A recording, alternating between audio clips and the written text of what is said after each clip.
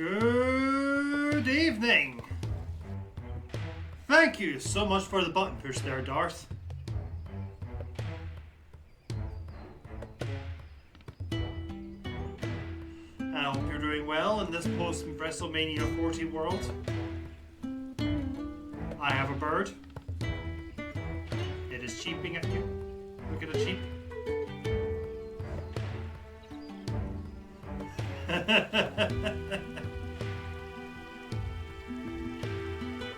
Hey, bird is good.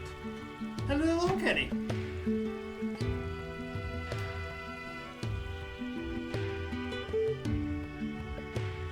So, last time. Yes, I did see the main event. I watched it yesterday.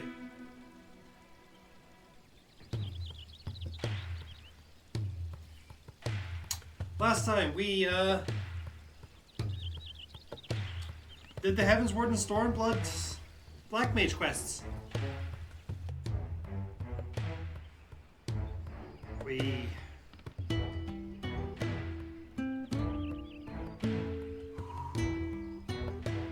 output down Mad Mage running around and using magic improperly to, as well as teaching people a proper way of using it, which was killing them. And then we helped a 2,000-year-old spirit help prevent a comet crashing with the planet by going out and destroying a bunch of golems.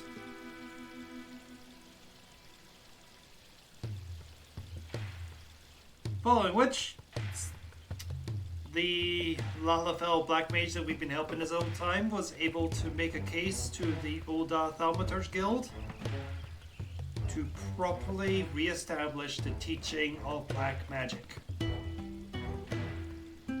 Within limits and careful observation. And that's where we are. It wasn't actually that much last time. You think Smart did appreciate? Yeah, that was my reaction as well to see it. After I got over squealing. You don't call yourself the final boss of WrestleMania when Mark Calloway is still alive.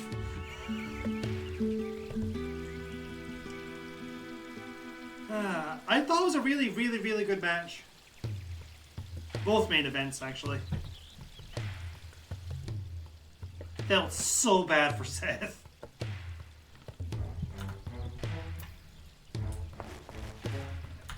Or I forget. I'm doing this now. There. Now the dungeon we have today, the cutscene will play. Today, we finally resumed the plot. As Mark told Brown a few months ago, there's always someone big. Yeah, there's always someone bigger. As the Silence were preparing to return to the source, a new threat was read with the sudden appearance of the Asian Elidibus. He assumed the guise of the original Warrior of Light and followed the climatic struggle, in which you stood victorious. And following, yeah. With peace restored, the Silence bid farewell to their friends of the First and finally made a journey home. However, soon discovered events unfolding in distant lands. They spelled disaster, not only for Eorzea, but the entire world. Okay, doke, Darth. See you in a bit.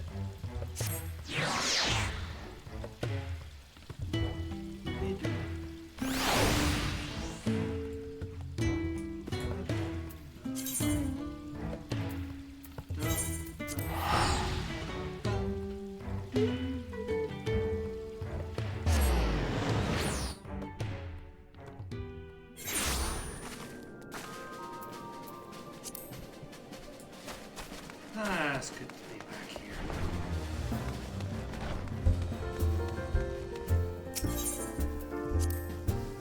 Alright, just get past the 7th heaven.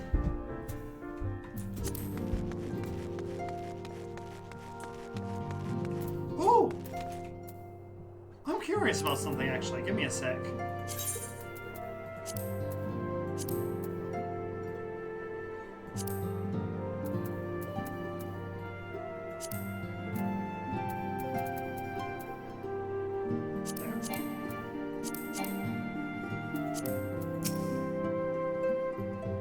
suppose we ought to take stock of the situation before foretelling the inevitable calamity. We have unwritten history, and the future now lies beyond my pay ken. None can say what awaits us, but so long as we stand together, I doubt not but that we can overcome all trials. We've always done so, have we not? Ah, there it is, okay.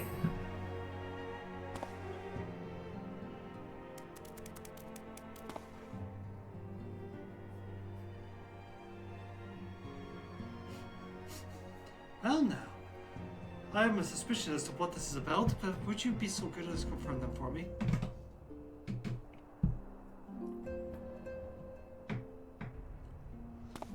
Just as I thought. They went ahead with it after all.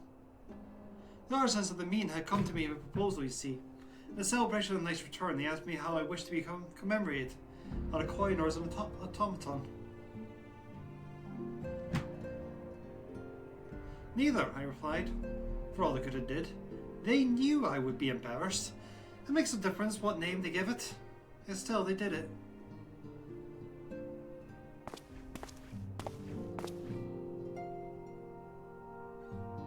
Stubborn lot they are. This befits the people of the Crystarium. They shall be just fine without me, and Lena may rest assured I do not worry for them. Nevertheless, I shall never cease to pray for their happiness.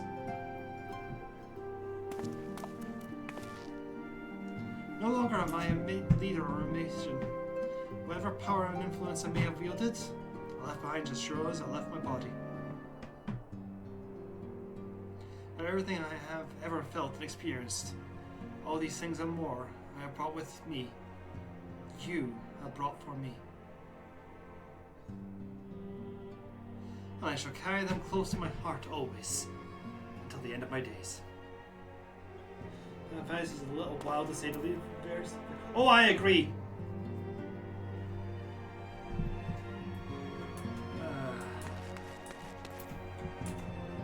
Absolutely agree, Kenny. Oh, greetings, Relina. Come to look on our friends. Rest assured, everyone is quite well. I've been keeping close eye on them, and have satisfied myself that they are all in fine health. As a matter of fact, they were just about to convene at this dawn's respite to discuss how best to use their pent-up energy. Let's join them, shall we?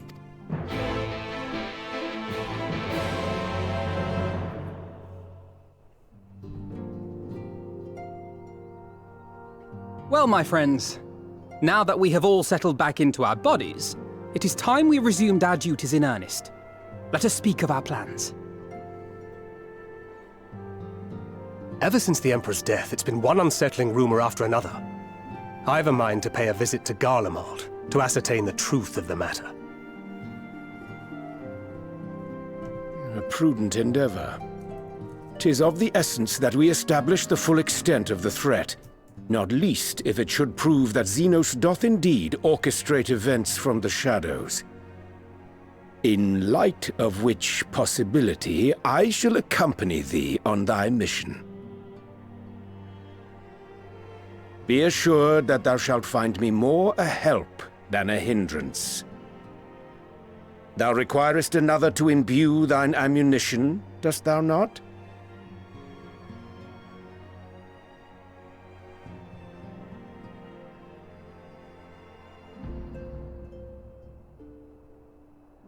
Assuming that's settled, there's something I've been meaning to look into as well.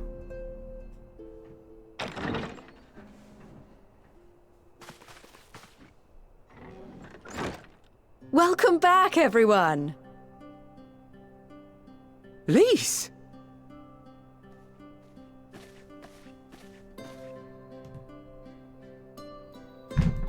You're fine now, right? No more headaches or keeling over? That's right. We're fighting fit and raring to go.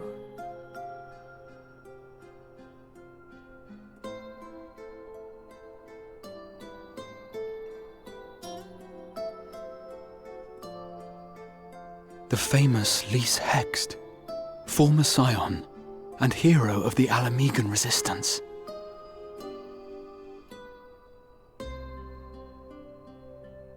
I don't believe we've met. Really? It's so easy to assume that all Archons are acquainted. But then I suppose your fields of expertise are rather different.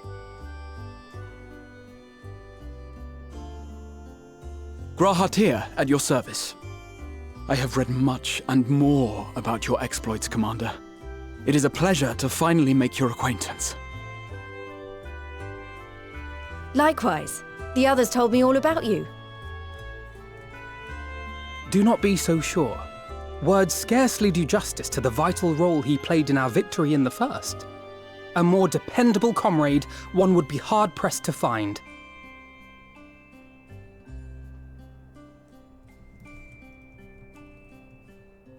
Oh, right. I did glance at the report. But I'd be lying if I said I understood half of it.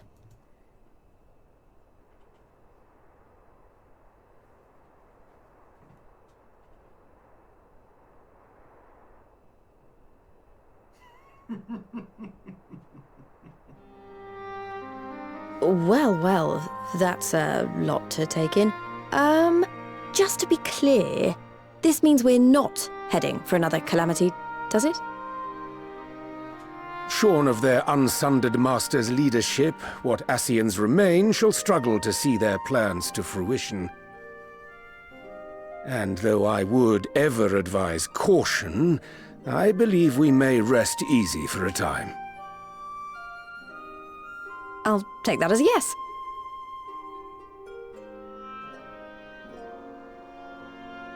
Even so, I don't know what to make of this business about Hydaelyn and Zodiac being primals. A difficult truth to bear, yes. But at last we understand the nature of our adversary. And if there are no further calamities, neither will there be rejoinings, meaning Zodiac will never regain his full strength. Even so, as the oldest and mightiest of primals, he remains a force to be feared.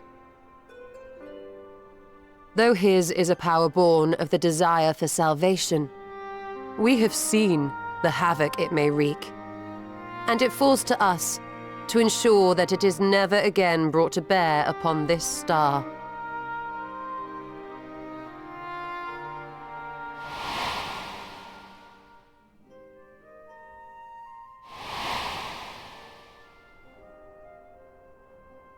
But tell us, Lys, to what do we owe the pleasure of your visit?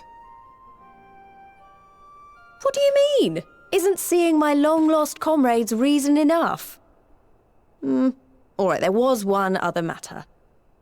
I have a message from the Alliance, and before you ask, yes, it's about the Empire.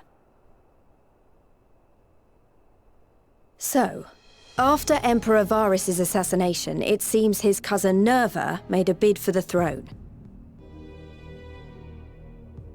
The trouble is, he wasn't the only one with designs on it, and it didn't take long for a civil war to break out.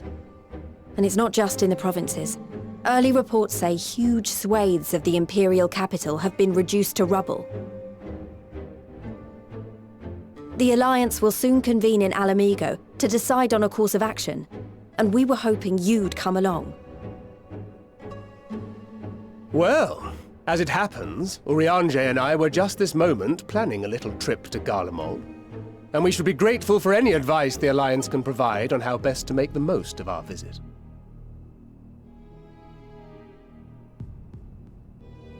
To Alamigo, then. Why don't you go on without me? There's something I need to look into. Oh, forgive me. You were just telling us. What is it, if I may ask? I want to find a way to cure the Tempered. Of course. You think it may be possible to adapt the treatment you used to help those corrupted by the Sin Eaters? I'm sorry, a cure for tempering? But that would change everything. Alizé, consider yourself uninvited. Go and find us this cure.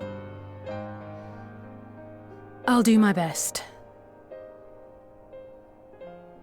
I was hoping you might join me.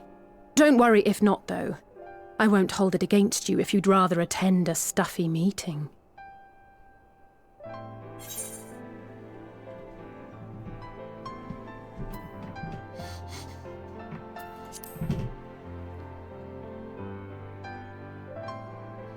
I knew you'd say yes. I'll come too. If you don't mind, that is.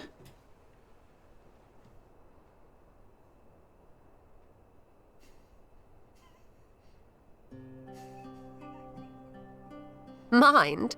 I'm sure they would be glad of your company. Pray, enjoy your time together with your hero. No. That's not...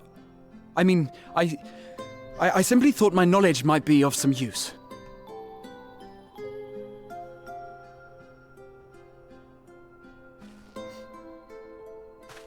We shall be on our way then. Godspeed.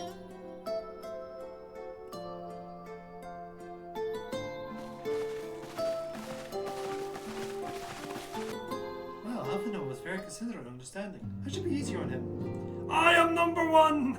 Alvino is nothing. Acknowledge me. And yes, heroes do better when they are indeed wearing a hat.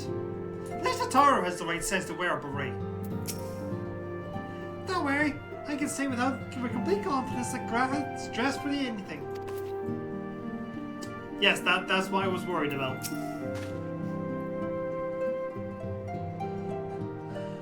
When your stole is about, one cannot even afford the slightest slip. I mean, Raha, dude.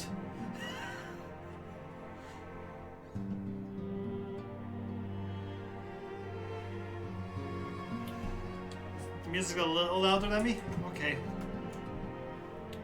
I can work on that a little bit.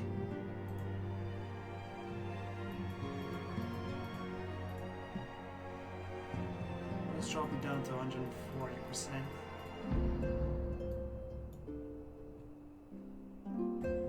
Is this better? As I talk into the void, as I stare into space and the wall ahead of me, as I try to fill the air with rambling noises from my mouth hole. Let's run around the table some.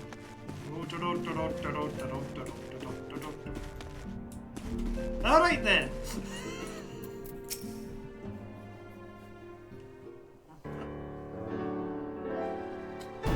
Well, I said that, tell Helric. I think Gabu was always at the back of my mind. And having proved that the light corrupted are not lost, I am convinced the same must be true for the tempered.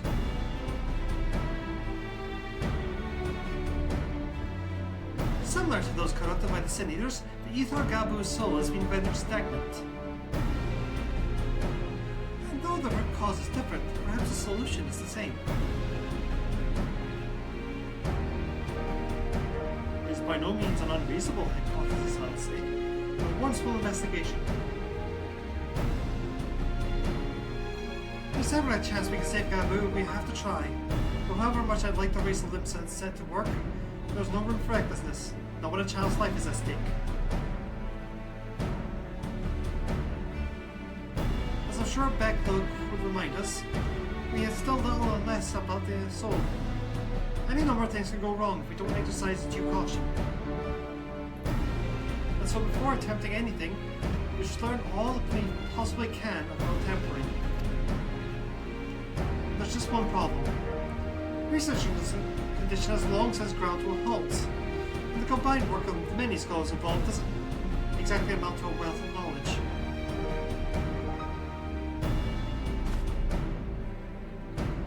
Not of the modern scholars, perhaps, but of their ancient counterparts.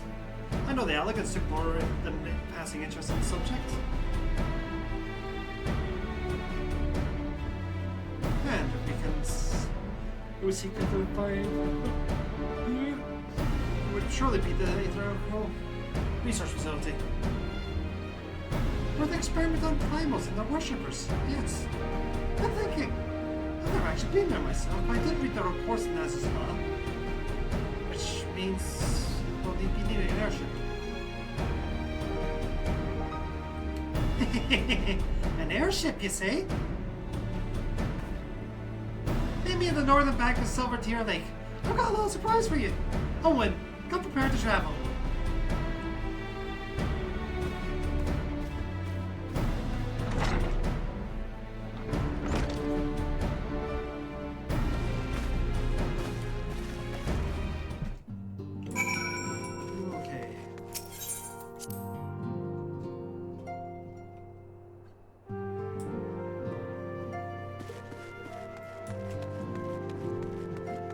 How you doing, Rio? Well, thank you very much. You're off to Garlemald. I'll get the information flowing freely between us and the Alliance. After all, lost coordination's key to win. Straight finally met you a couple of weeks ago. The way we're probably meant to meet you.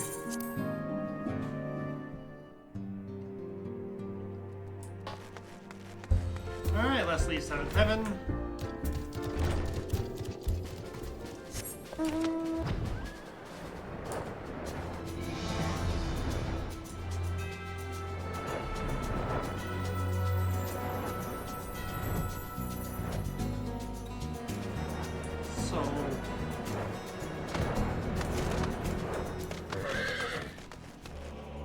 It is such a photogenic building.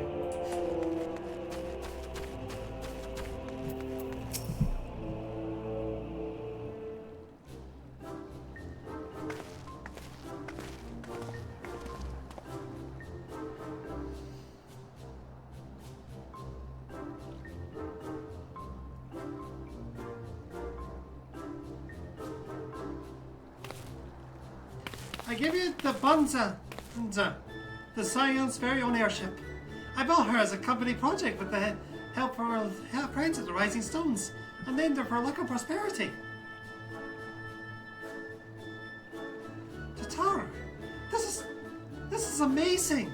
We're able to fly just about anywhere we want. Our garments were impressive enough, but to build an entire airship. You see, the annals did not exaggerate the many talents in Scion's fabled coinkeeper. I'd also introduced myself as your pilot, except the training didn't go quite as well as I'd hoped. But that's alright, because we've hired a capable fellow here instead.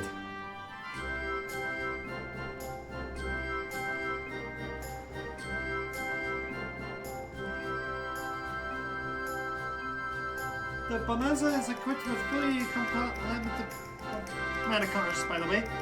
Feel free to use them to get around Bowser's lab. Why not talk? It's time to fly. All aboard!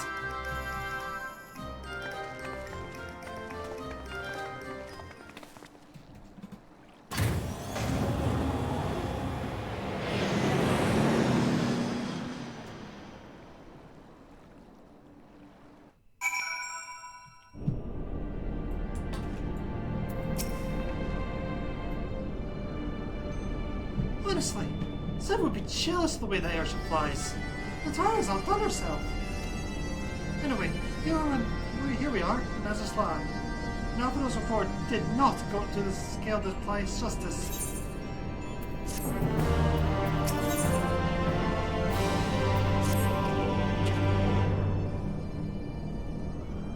This appears to be the helix, which means we stand in the Alpha Quadrant. To the east lies the Beta Quadrant, yes, I believe I have my bearings. This is my first time in Ezra. I do have some familiar places next to the records in the Crystal Tower. Unless I'm mistaken, this path leads to an Aetheroid, beyond which there will be an information terminal. Let's just maybe begin our search there.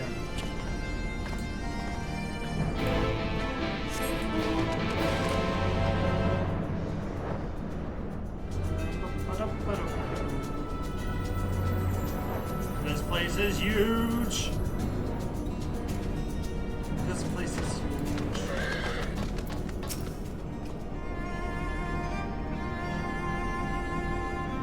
Here it is, the terminal. Come on, I'll search the archives for references contemporary.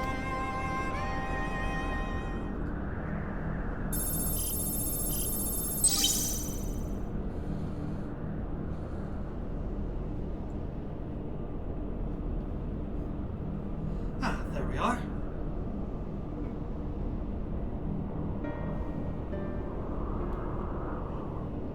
Icon corruption, an overview. That sounds promising.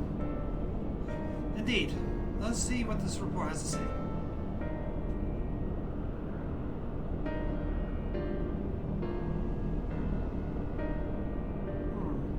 Confounded, the contents appear to be deleted. What? No!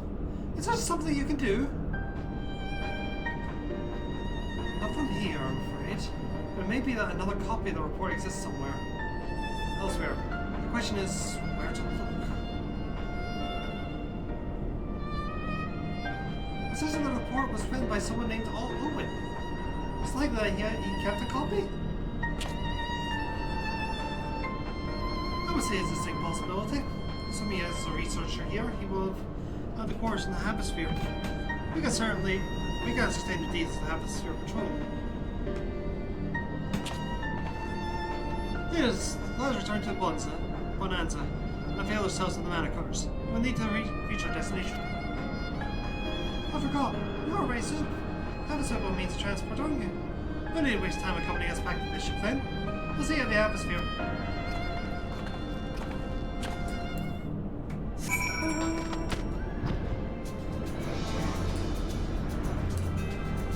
Just rub it in and you guys can just teleport to the destination. Oh no, I need to fly.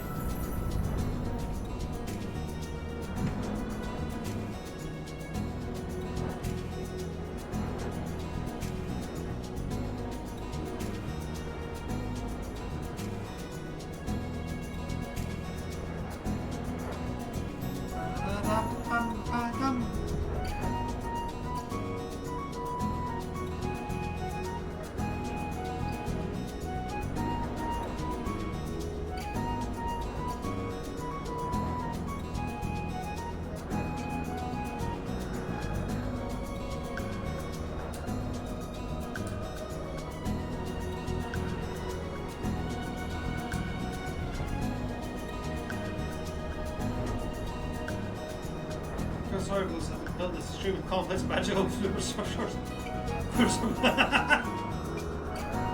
Yeah. I mean, not for nothing, they built it to last. This place is like 4,000 years old.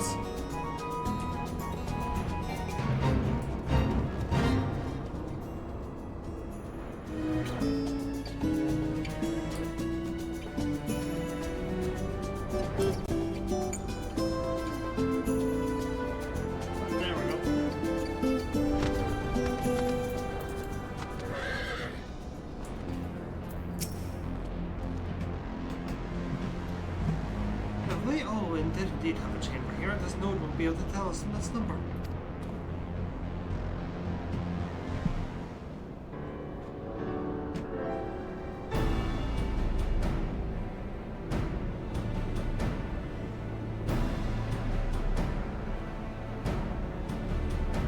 There, for what I can recall the layout, it should be somewhere in the vicinity of warning, an evacuation order is in presence of entry the atmosphere is not permitted at this time.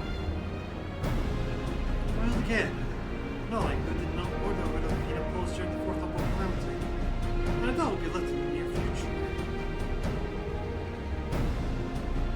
Energy level critical. Return to base for recharging.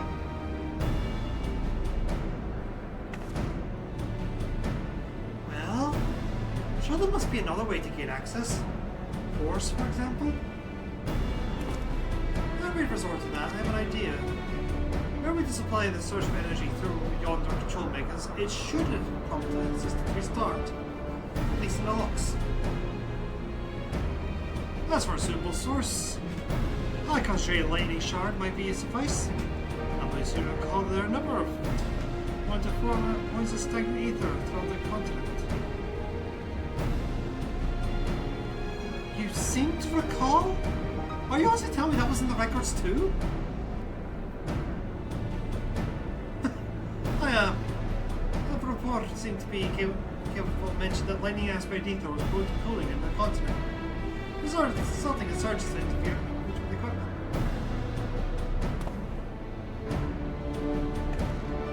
A minor detail, I grant you. When my role as caretaker of the Crystal Tower, there was no such thing as too much elegant knowledge. Besides, my study helped me to feel connected to the source. I must have explored this facility 1,000 times in my mind. To finally stand here with the two of you, it's more exhilarating than I can well express.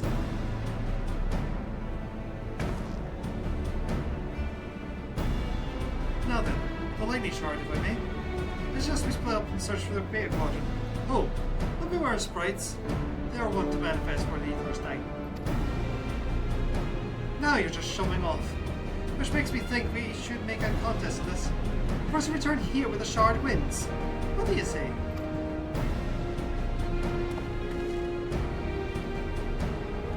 Very well. It would be my honor to come third.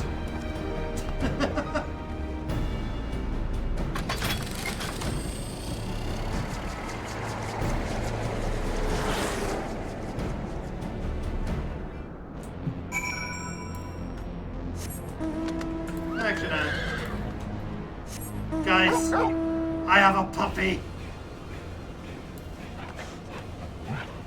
Hey.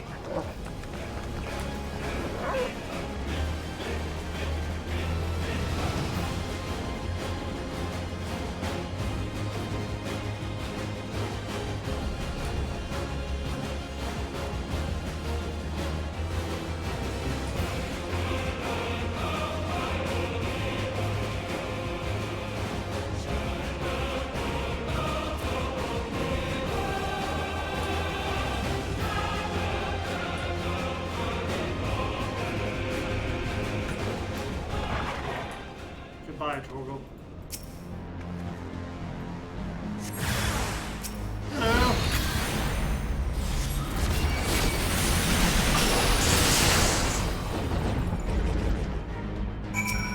Anyway.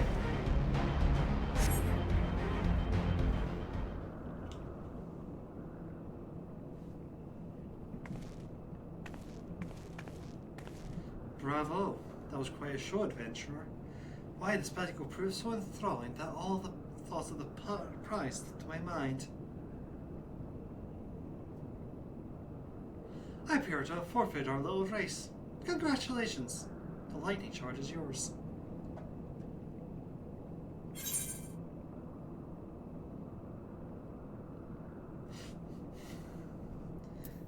What? No dramatic entrance?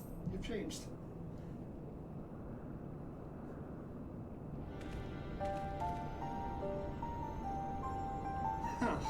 You'll remember that. In my defense, I was caught up in the moment. It isn't every day you can meet an honest to God's hero after all. Well, the contest continues, so you better hurry back. But one last thing.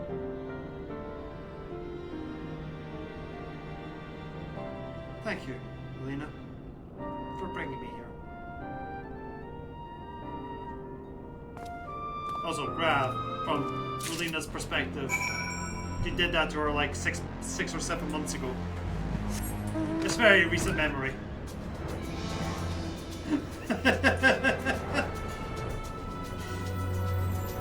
I probably should have taken option 1, it probably would have been funnier.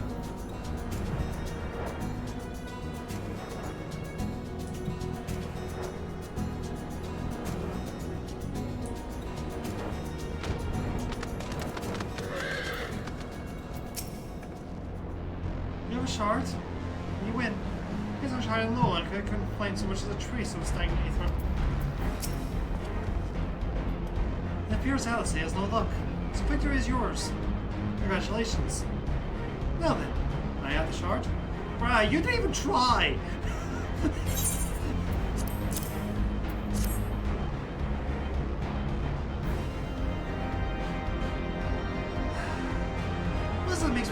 Makes you so much better at finding things. What do you have that I don't? A map that tells me where things are. That's a question I too have asked myself on numerous occasions. That's why we both can learn a great deal from Elena. And not only about the secrets of adventuring. But come, we should attend our own mission.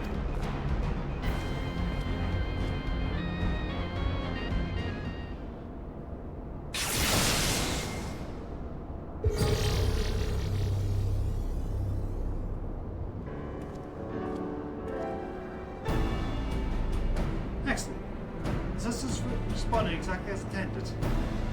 We have now access to the hemisphere. Only one obstacle remains. The security system within. Should they be triggered, they could make life rather difficult for us. Unlikable, which really interests me. If I am right, my royal blood should allow me to venture unmolested. assuming this place works at the Crystal Tower, yes? If it doesn't, you'll be on your own. What are you the promise that you'll get us out? You'll get out as the first sign of trouble. I promise. Wish me luck.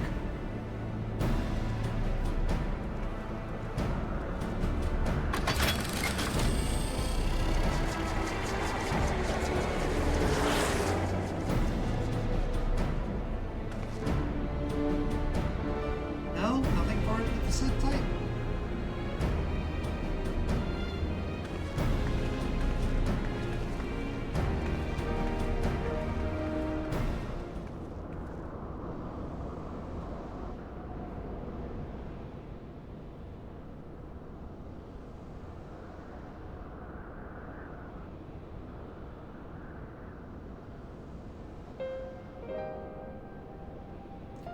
I'm sure the Sohan fellow was very learned, but icon corruption and overview.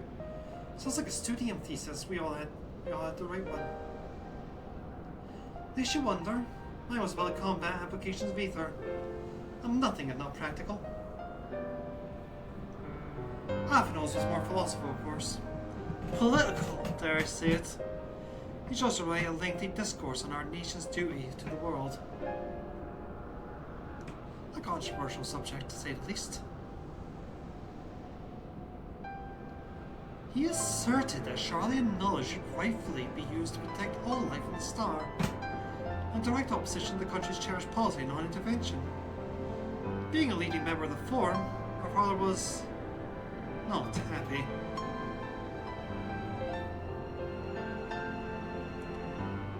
At the time, of course, Athena was utterly convinced of his views and would cheerfully argue to the death of anyone who saw differently. The way which, the rows were long, to be fair to him, though he since learned to be a lot more open-minded. But deep down, he still holds fast to that one belief, and I admire him for it.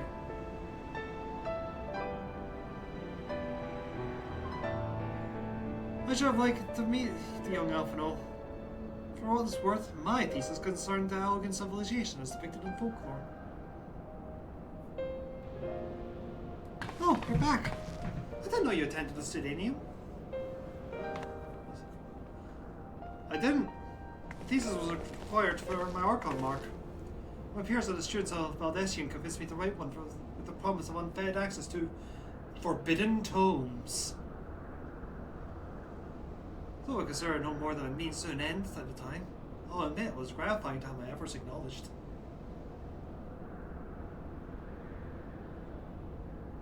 Good gods, an Archon thesis. I shudder to think the work involved. But enough about that. Is this for you? Yes. Owen's archive node. I was waiting for me in the chamber. If a copy of his report still survives, it should be stored in this device. Shall we find out?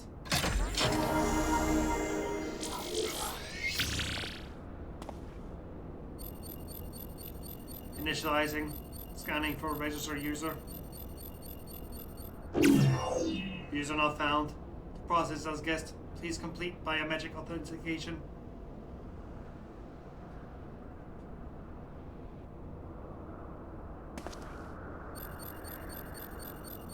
Verifying.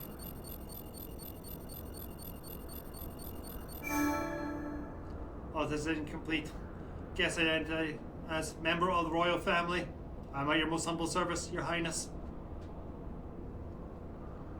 It never ceases to amuse me. 'Tis but a pity the effect will not last forever. Dogo now said as much when they granted me this gift. Until such time as it fades, I shall use it gratefully. Search archive for iconic corruption. Searching. One item found. Iconic corruption. An overview. The report is logged by the author. Please state password. Well, go on then, Your Highness. Tell the nice note the password.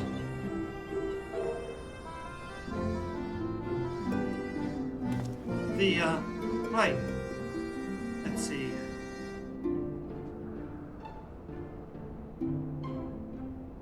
Glory to be to Alec.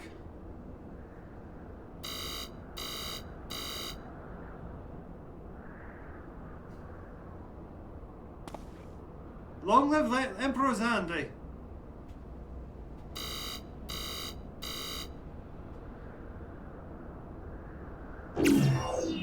Password incorrect. Please try again. Confound it. Come now. Passwords are invariably short and simple. For instance,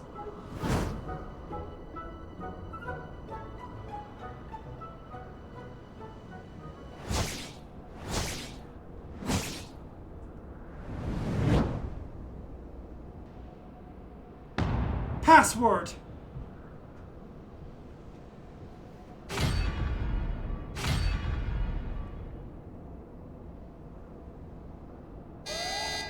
The notion that the password could be summed so a name would be laughable were it not for the dangerously stupid.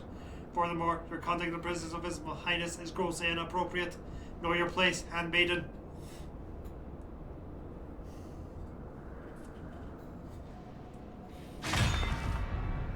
What did that thing just call me?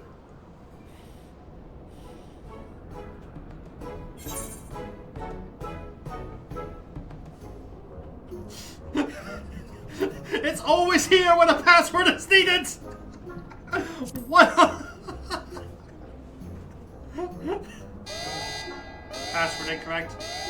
Again, be warned that any further inappropriate behavior in the presence of His Highness will not be tolerated.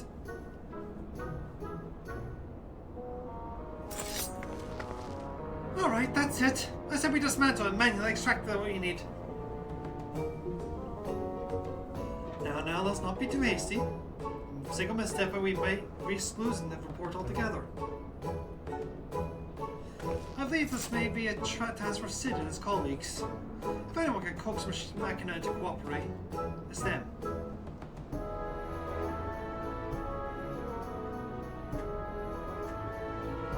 Come, let's bear the note back to the Rising Stones.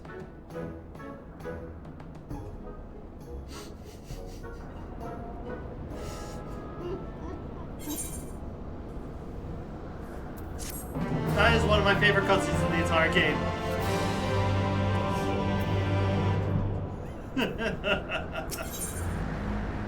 We get so much. We get nice lore stuff about how the Studaniums and his theses. We like character stuff about what else his Rahaz was. And we get that beautiful.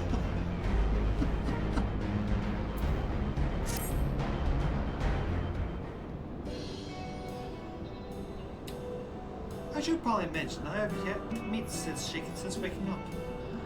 Ambrose did send word to the Ironworks, but it appears our friend has been afield on urgent business. Nevertheless, I assure you, my proposal to seek his help is no pretext.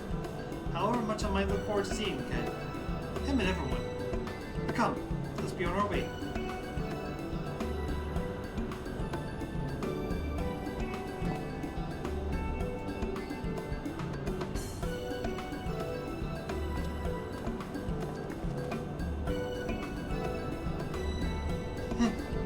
Look at him, up and running.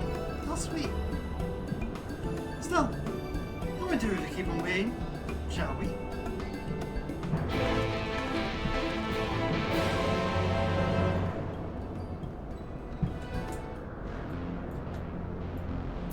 Right. Ray, return to the Rising Stones.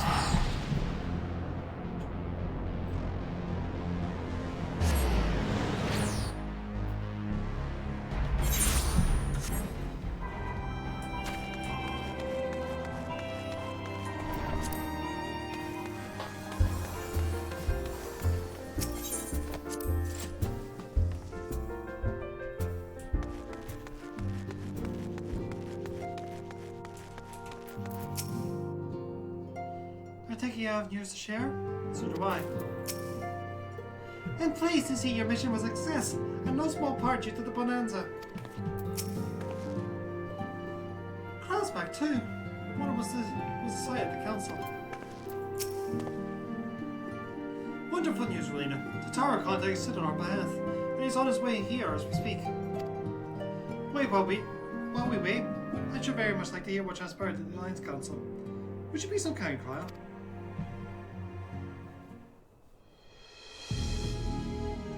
As you know, the meeting was convened to discuss how best to respond to recent events in Garlemald.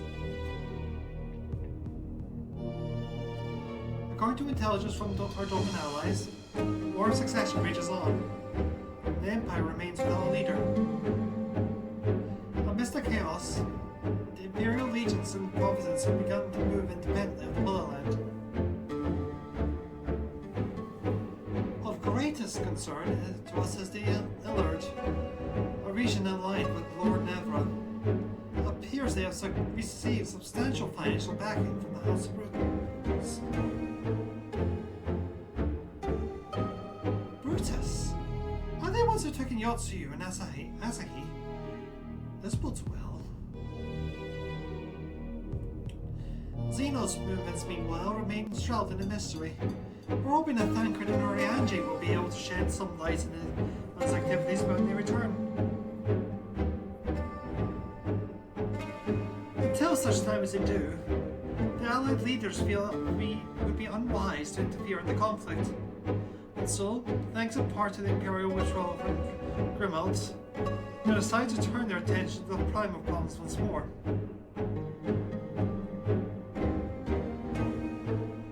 Working with friendly factions along the Beast Tribes, they hope to reopen dialogue and explore new avenues for peace. Given the timing, I suspect they wish to put their respective houses in order ahead of this decisive clash with the Empire. Whatever their intent, this is not a problem easily solved. The Lamonsons in particular struggle in their efforts, and Avon and Yersola have been called upon to aid them.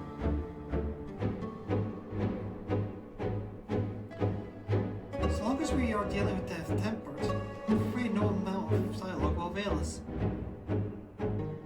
But if we can develop a treatment for tempering, then anything is possible. Which is why we will succeed.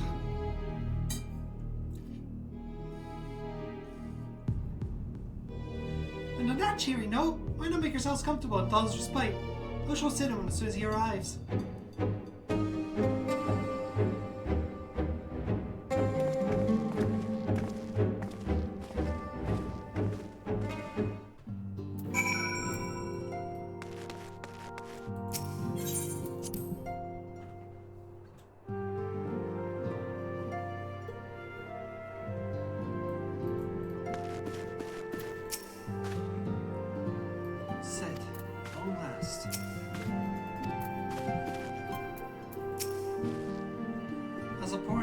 To me, and only too well how much more is at stake here.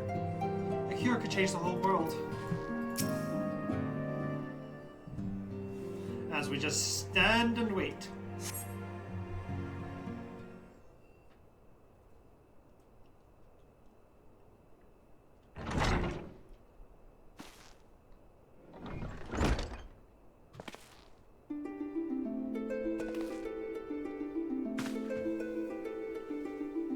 Sid.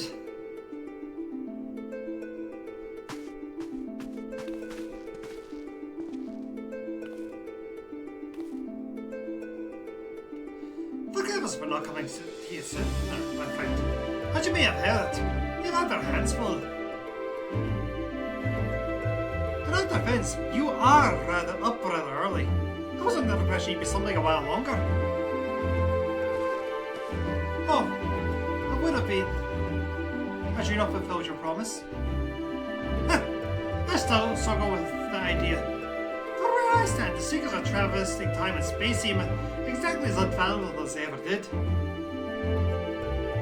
But an alternative version of myself is already laid in there. I dare say that frees me up to concentrate on other endeavours. Speaking of which, you want to hit me my help with something. What is it?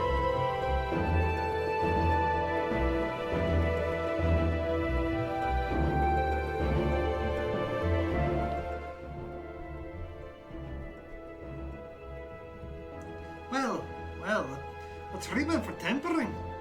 But for the next step, you need to find the password to this Allegan report. Just so, with nary a clue as to guide us, we could be here forever and still not guess correctly, unless we turn to you. Well, I'd love to say that we can help, so I will. Once suitably configured, the Magitech terminal should make short work of identifying the password.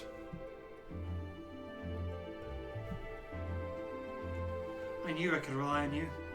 Not anticipating that it might be of use, I took the liberty of borrowing a tombstone from Ambrose. It contains an Allegan dictionary.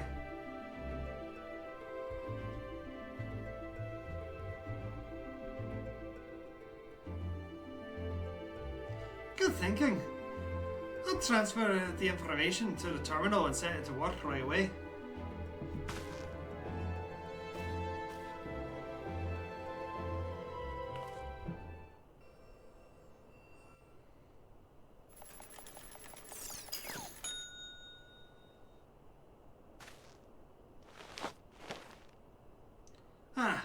Looks like it's finished. Let's see. Freedom. The password is freedom. Huh. Short and simple, just as I said. Would you care to do the honors, Your Highness? I would, my lady.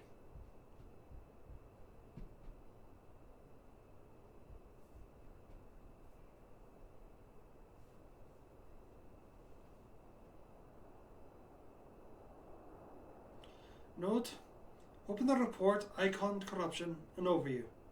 Password, freedom. Password accepted. Opening report.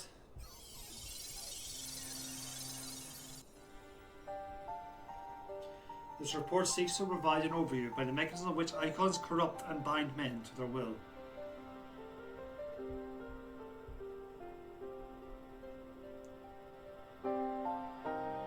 The phenomenon we call corruption refers to the alteration of the ether of the soul.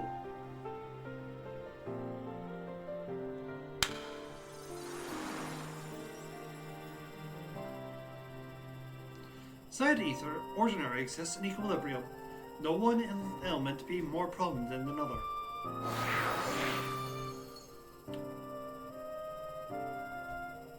But when a subject is exposed to the ether of an icon, this changes. Their soul takes on the properties of the entity in question.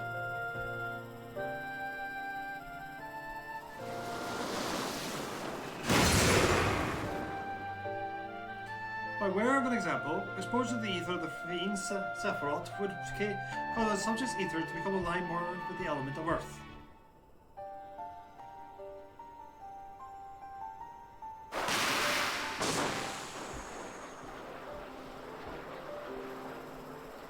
As a consequence, the subject would attain heightened affinity with earth aspect magics, as well as a preternatural level of endurance. Repeated exposure would further enhance these traits, ultimately altering the subject's very flesh.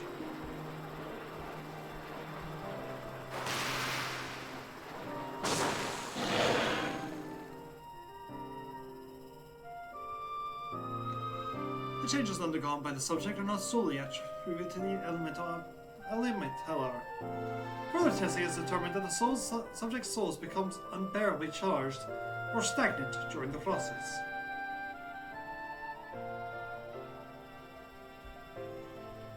This stagnation of the soul has the effect of diluting the sense of self, rendering the subject vulnerable to the will of the icon, the thoughts of whom come to consume their entire existence.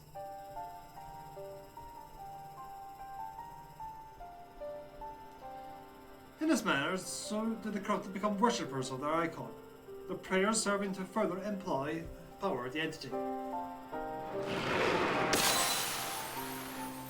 Having discerned the mechanism of icon corruption, my colleagues and I set out to develop a material capable of shielding ones from its effects, an endeavour in which we were successful, albeit at great cost.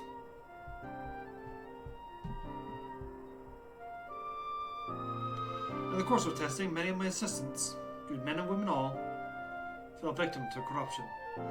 In accordance with protocol, they were summarily put to death.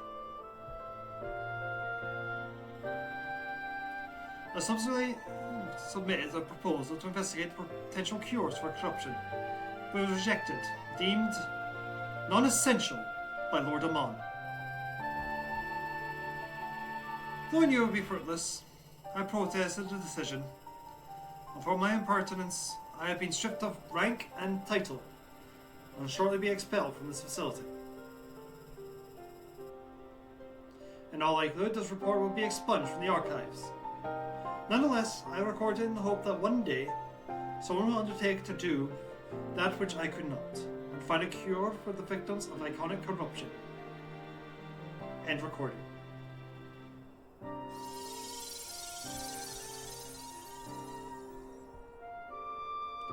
So even the Alligans were able to find a cure, or rather, were not given the chance to do so. Well, now I cannot wonder what motivated Lord Amon's decision. More importantly, this confirms that stagnation of soul is indeed the problem, and Angelo can remedy that. True. Yet were we simply to reanimate the temper's soul, I fear would do naught to diminish the individual's fanatical faith. Indeed, it may well intensify it. No, we need to suppress the Bimal's hold over the subject at the same time, or risk them ever remaining his thrall.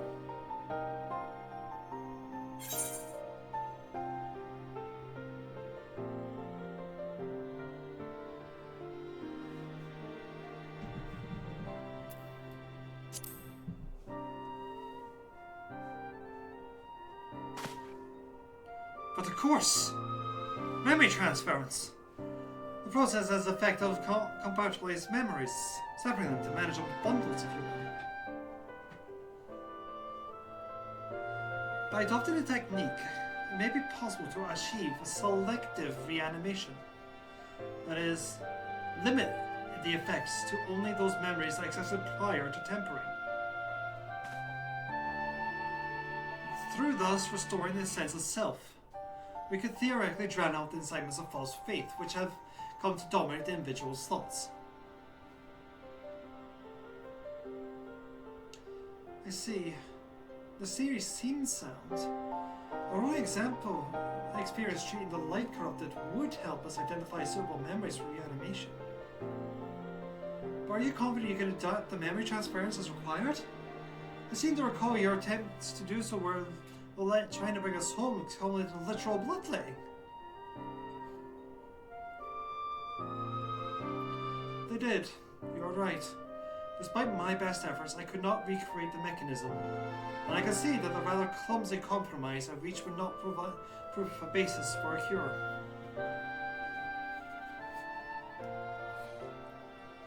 Then perhaps it's better we consider another approach. Your doubts are understandable, but this time I believe we have reason to be confident. You see, no such things were built with the ability to simulate magics. Which leads me to believe that may be capable of performing simulations of transference techniques. If so, we will be able to conduct a year's worth of tests within the space of a few days.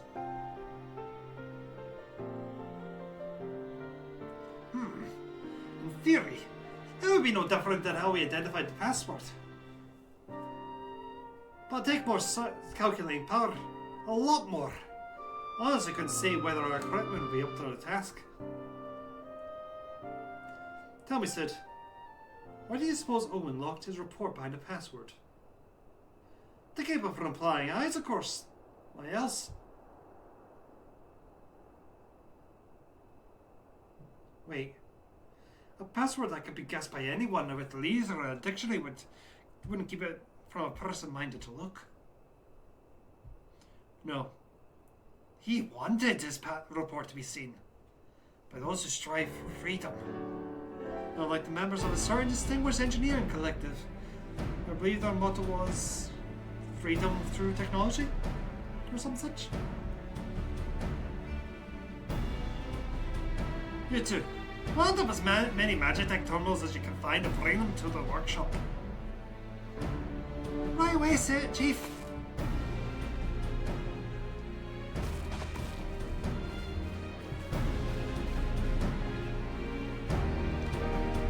are about to get very busy. Lucky! We have your help to help, eh?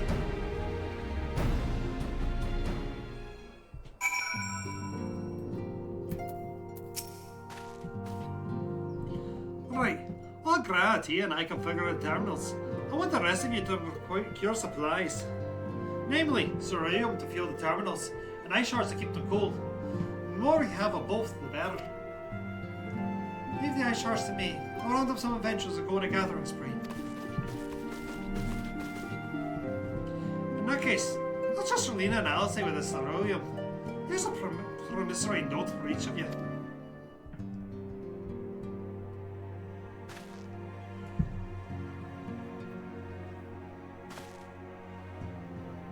Take them to the Sky Steel manufactory in Ishgard, and the Ceruleum processing plant at Thanalan. The people there will give you what we need.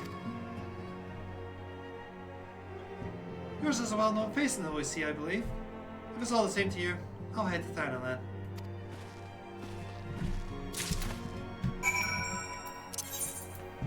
To Ishgard!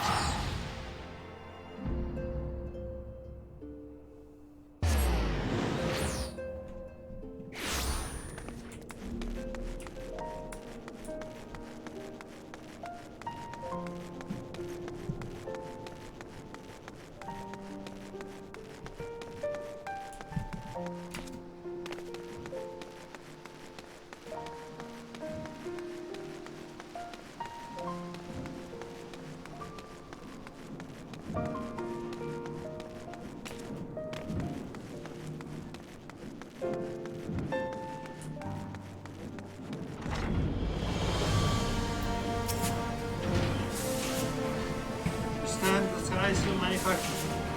What is it you require?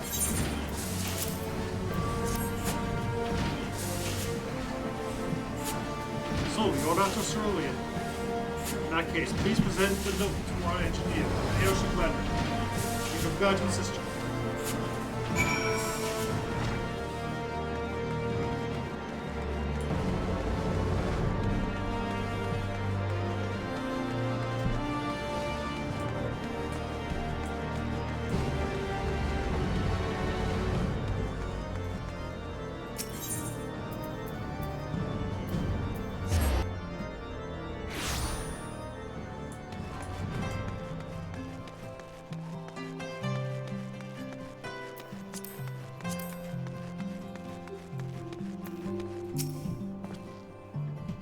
Ceruleum.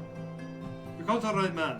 Fair warning though, the price is going up short of the uncertainty with the Empire. So have we got the coin?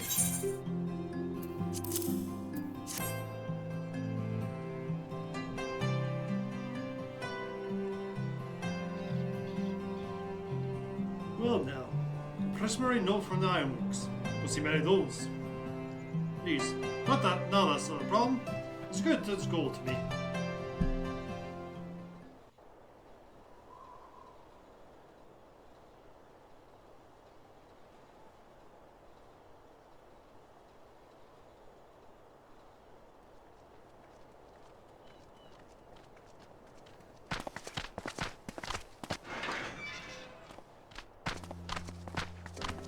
My friend! After the disappointment of not seeing you in Alamigo, what good fortune to chance upon you here of all places.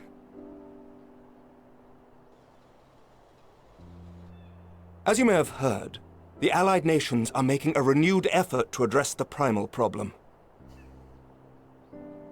To that end, have I invited the chieftain of the Vanu to Ishgard, that we might together plot a course.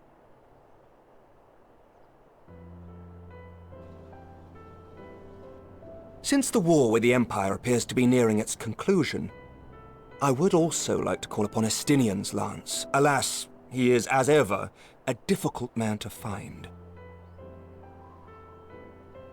I am informed he recently paid a visit to the Rising Stones. Should he happen to do so again, be sure to pass on my regards, won't you? But tell me, what business brings you to our fair city this day?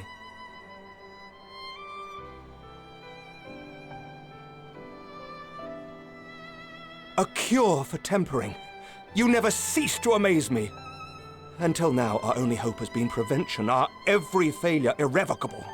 But this would rewrite the rules of engagement. It could end the cycle of bloodshed.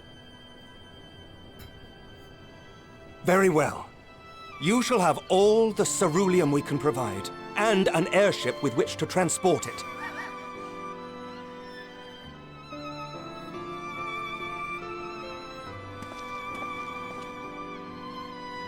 In this matter, you may count on Ishgard's full support.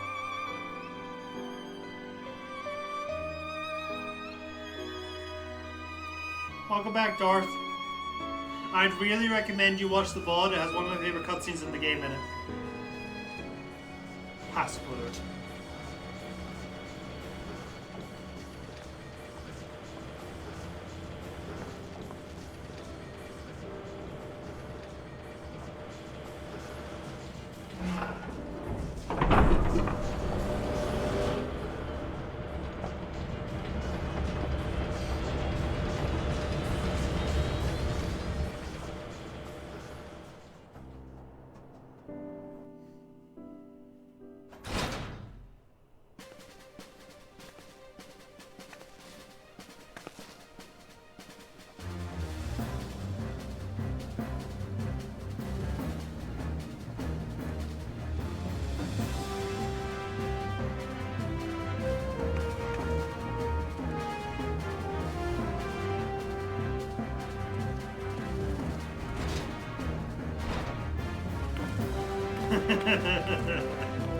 And in some ways it does, Darth, with what we're doing.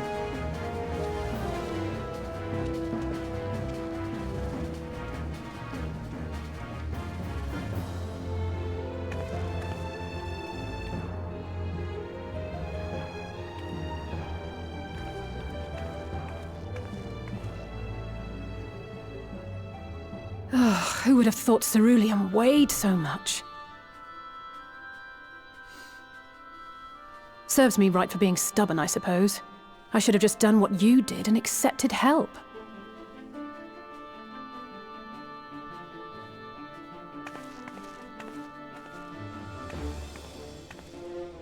Good work, you two. This is all we asked for and more. Quite a lot more now that I look at it.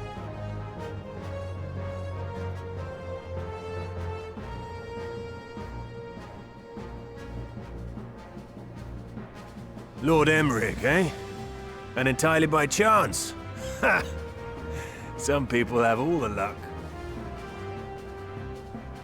We have also succeeded in configuring the terminals, thanks in no small part to our able assistant.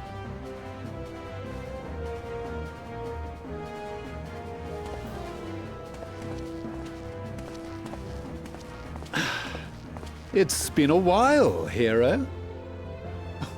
You seem surprised to see me. Lest you misunderstand, I've no interest in such things as cures for tempering. But if you mean to achieve that which eluded even the storied Allagans, it seemed plain that you would require my expertise. And so it proved. Is that not right, Garland? For all the effort it took to track you down after your latest disappearing act, you could find the cure for death, and it wouldn't be worth the trouble.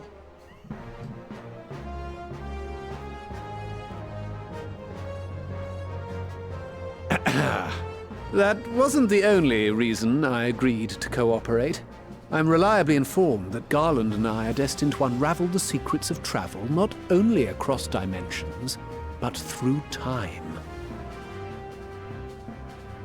Doubtless the lion's share of the credit lies with me. 9 parts to Garland's 1. And this research will be a stepping stone to that illustrious achievement.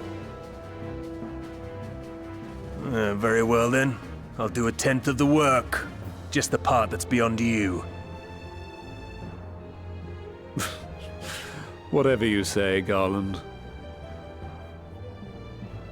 Right. If everyone's ready, let's begin.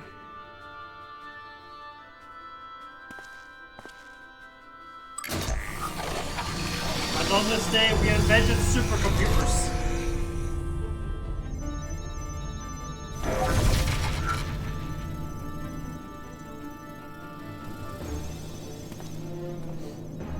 All appears to be in order. Now, we just have to wait for it to find us our magic. Why not take this opportunity to put your feet up? This may take a while.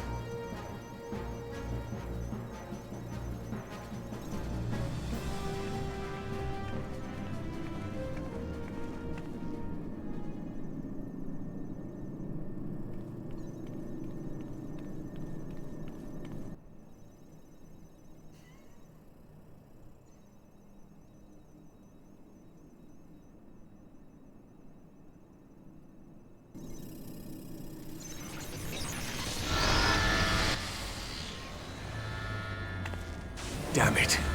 It's overloading. Chief! She won't last much longer! We'll have to shut it down. Wait! We're close! So very close! Oh!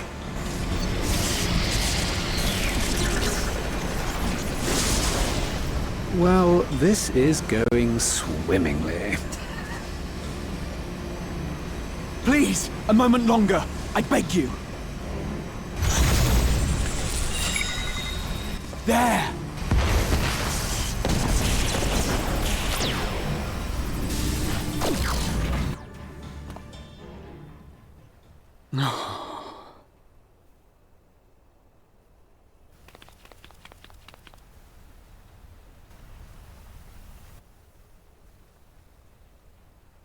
I was able to memorize the magic before it faded. It still needs to be put to the proof, but I believe we have our cure.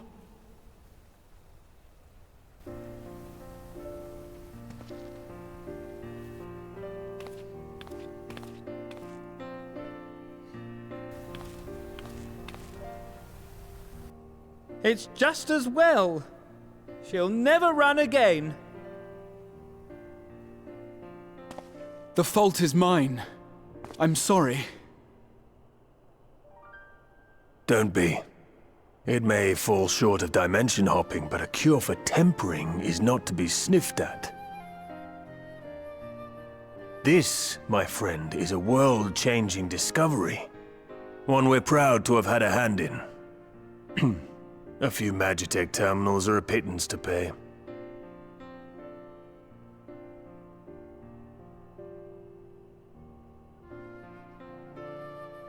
Thank you.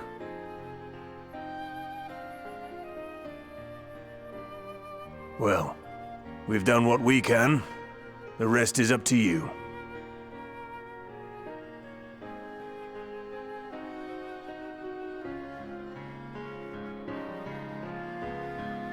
He'd need it for everything he remembers from inside the tower.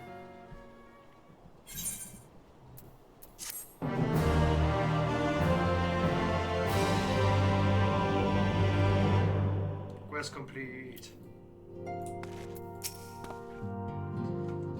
The last Isleros crew couldn't linger longer. Far too much to do.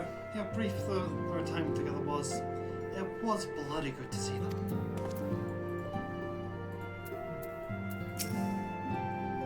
So we finally have it! A cure for tempering. All that remains is to put it to use. I shall be praying for your success on the front lines. In the end, we didn't even have to pay for the terminals, which is great for us. But can't help but feel my counterpart in the ironworks. Yeah, Jesse's probably raging somewhere. At long last, we have our cure. In theory, at any rate, we cannot be certain until such times as we put it to a proof. But I am quite confident. Quietly confident. Well, if we were to test on someone, I suggest Kabu. Symptoms are relatively mild.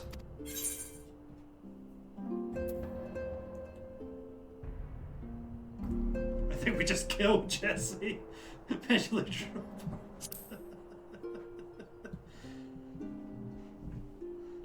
Yes, as long as we exercise due caution, it will be fine. Without further ado, then let us make our way for Limsa. You can't Gabu waiting long enough.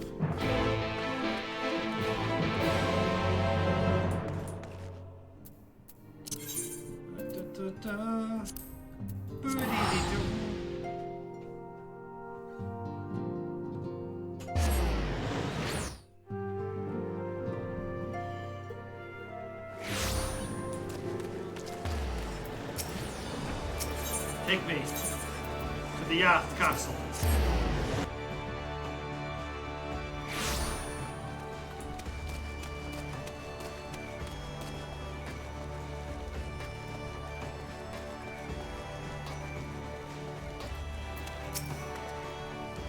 Well, this is the moment of truth. I'll have our host bring Gabu to some woods.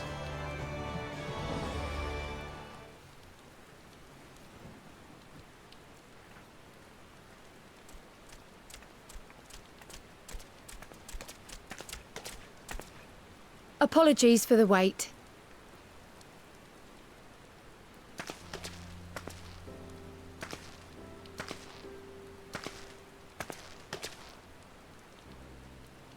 Gabu, have you been good?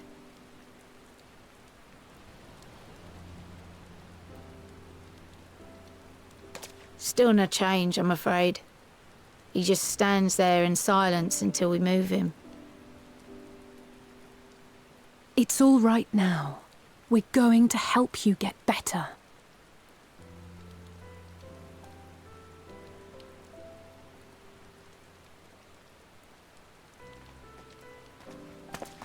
Fancy meeting you here. Alphino Yushtola! I thought you were attending to primal matters.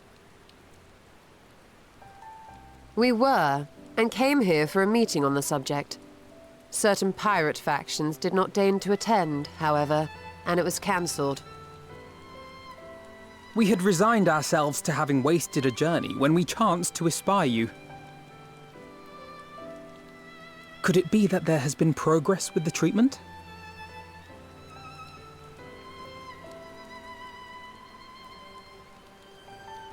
Oh, yeah, the game told you that right at the beginning of DG. Using Magitech terminals to formulate the solution. I would never have contemplated such an approach. So this new magic, adapted from memory transference, would be used to purge the subject of their fanatical faith, while Angelo would be responsible for reanimating the ether of their soul.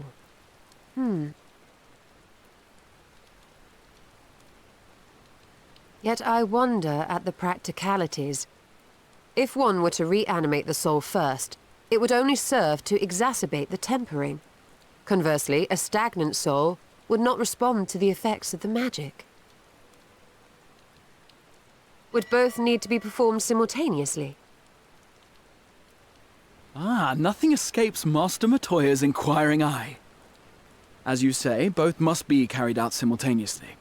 And thus, I propose to imbue Angelo with the tempering treatment in much the same manner as I did the spirit vessels.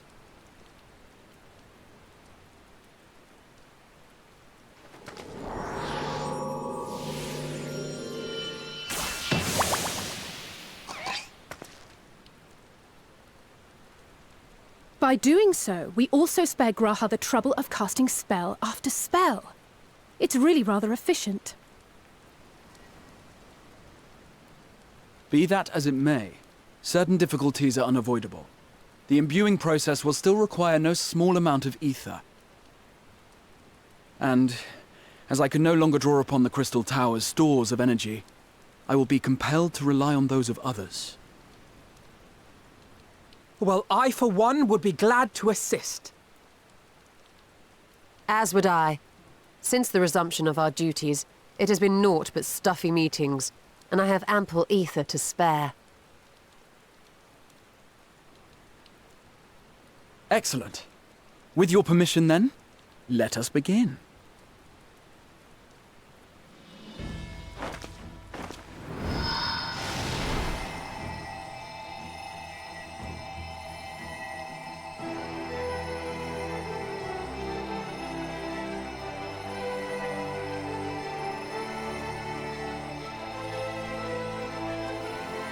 Yes, this will do.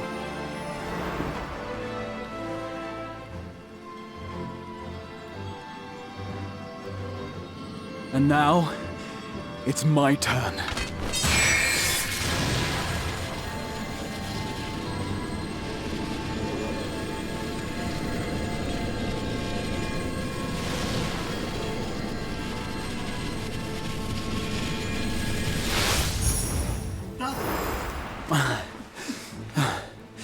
Tis done.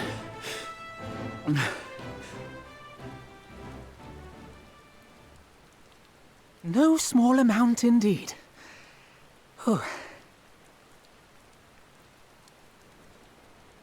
Well, we seek to go where even the Allegans did not. It was never like to be easy.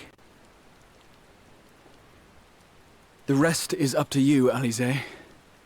The treatment itself will take time and focus, so we will need a quiet room. I'm sure our hosts can spare one.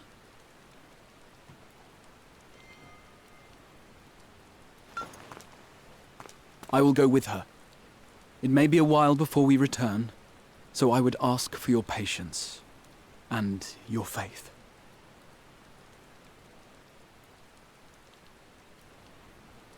We'll bring Gabu back. You see if we don't.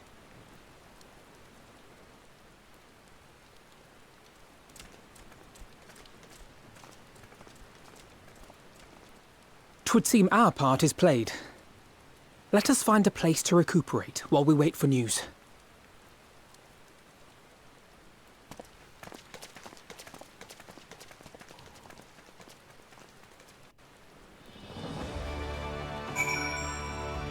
I just want to know what that Maelstrom guard was thinking throughout the entirety of all the etheric talk about curing temporary.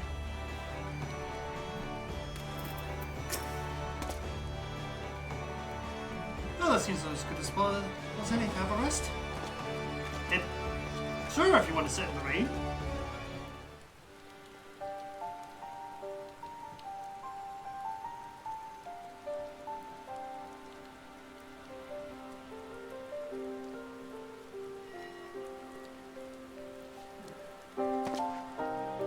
For years, Eorzea has labored to find a solution to the primal problem, without success.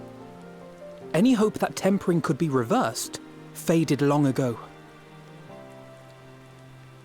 I myself had given it up as impossible. Given up on the tempered and the light-corrupted alike. They were problems to be tolerated, or else eliminated, I believed. And to think otherwise was pure naivety. Childishness, even. But Alize refused to give up. She struggled and she struggled. And her efforts were rewarded with a way to bring back Halric. And now countless others may no longer be beyond salvation. However much we bicker, I have the greatest respect for my sister. Had I half her stubbornness, nay, her unwillingness to accept the status quo, I would be a far better person. A far better scion.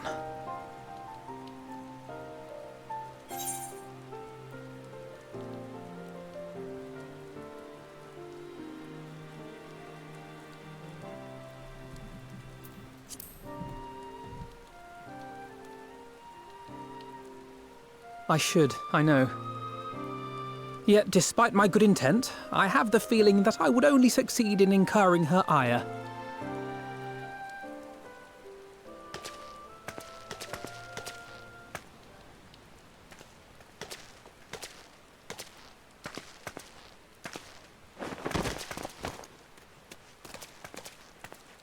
Alize, are you all right?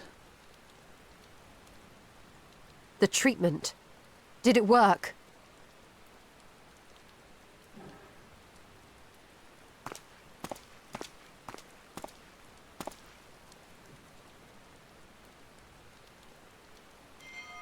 I'm so glad to see you all. Delighted, happy, glad. Gabu!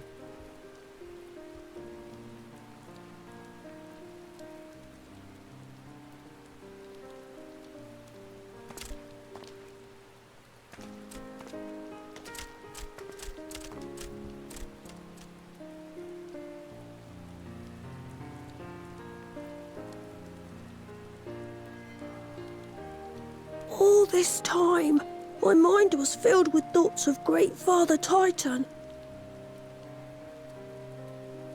But I never forgot about Mother and Father. Always, they were in my heart. Constantly, ever, always. So I tried to focus on their faces. Theirs and yours. Alize's and everyone's. And I found that I could remember. One thing, then another, and another.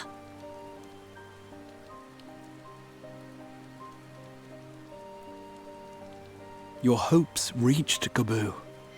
They helped him to hold on.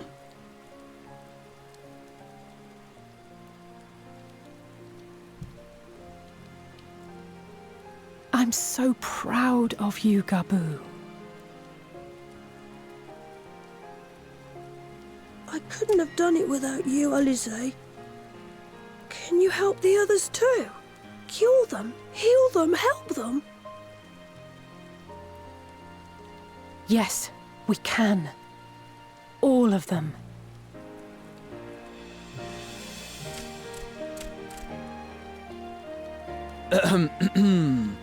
Without wishing to dampen the mood, I feel compelled to add certain caveats regarding the viability of the treatment for general use.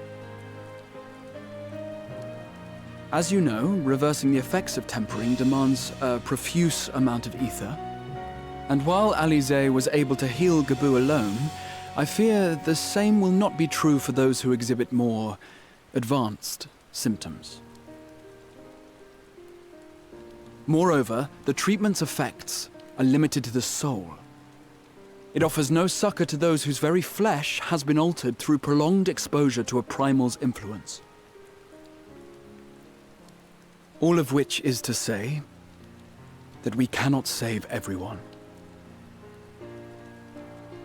Maybe we can't, or maybe we can. No one gave us a hope of saving Gaboo, and yet here we are. We must find a way to treat as many as possible.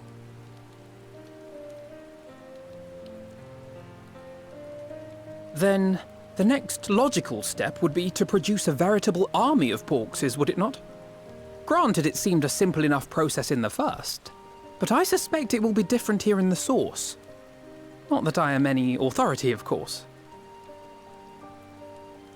Yet there is an authority on familiars to whom we may grudgingly turn. She's stubborn, haughty, eccentric, irascible, laconic, annoying.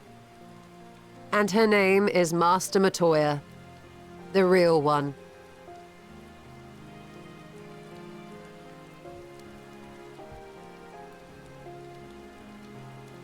I have to go now, Gaboo. But the people here will look after you, all right? And I promise to come and visit you again soon. All right. Thank you, Alize. Thank you.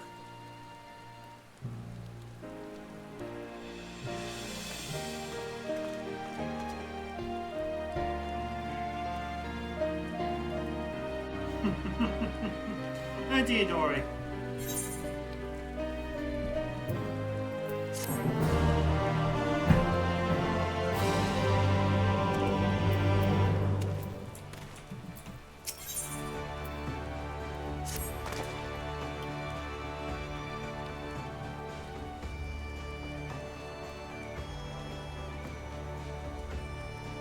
As she will be a pain to remind me, I am not paid, Master Matoya.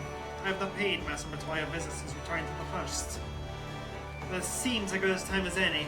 Come, let's make over our cave.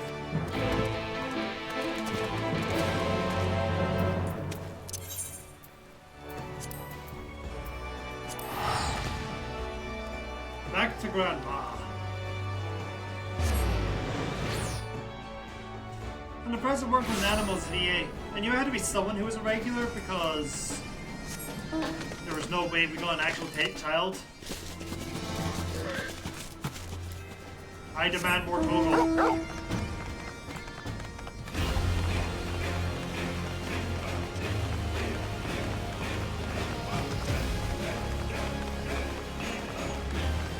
Just in time for my magic books.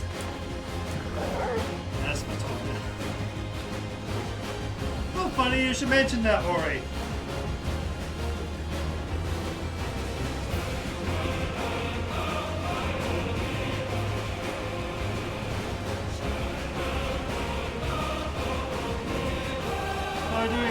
Alexander.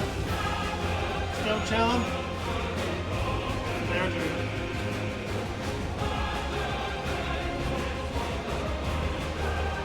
It's one of them, yes. Oh, I missed this one.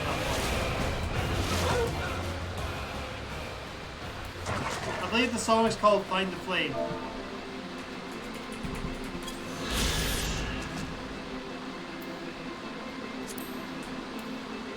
Oh, now that's a sight.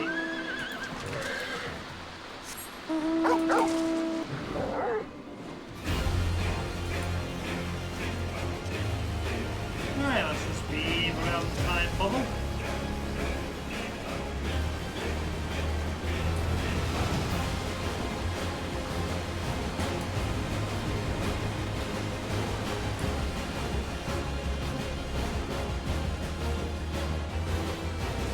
You too can get this song and currently in game.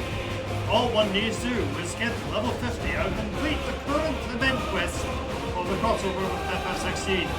And then you make your way to the Gold Saucer and spend 100,000 MGP.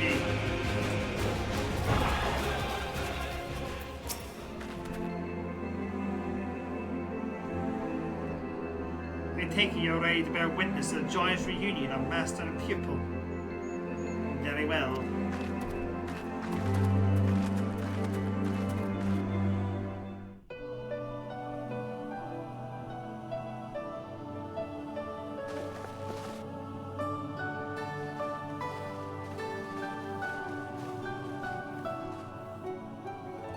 Nary a word from you all this time, then you bring every man and his pirogo with you. Did no one teach you any manners, girl? They were too busy teaching me etherology, Master. Jesting aside, I wanted to be the one to express our gratitude.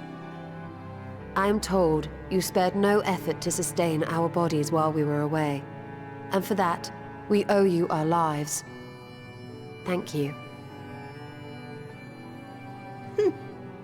You were gone so long. I was starting to think you'd set your heart on staying. It wasn't easy to leave, as it happens. Seldom does one have the opportunity to study other worlds, and I would not have minded extending my stay by a handful of years.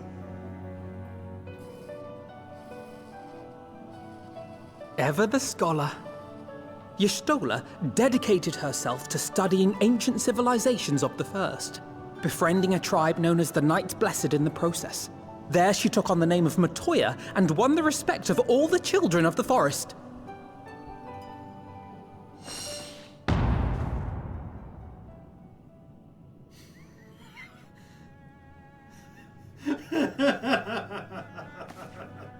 I merely adopted an alias in accordance with the custom of my hosts. Yours just happened to be the first name that came to mind. You mean to tell me you went gallivanting about using my name and only bother to visit when you need a favor? And don't pretend you don't. I taught you long enough.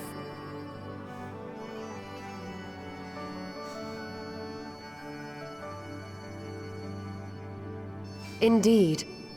And devoted pupil that I am, I could not fail to recall my master's sage advice. When the answer eludes you, look to the wisdom of your elders.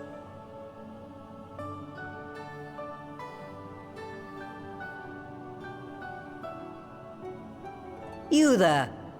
Were you going to introduce yourself?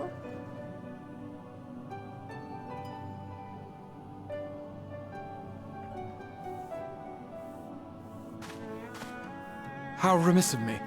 Grahatia is my name, and I am proud to call myself a scion.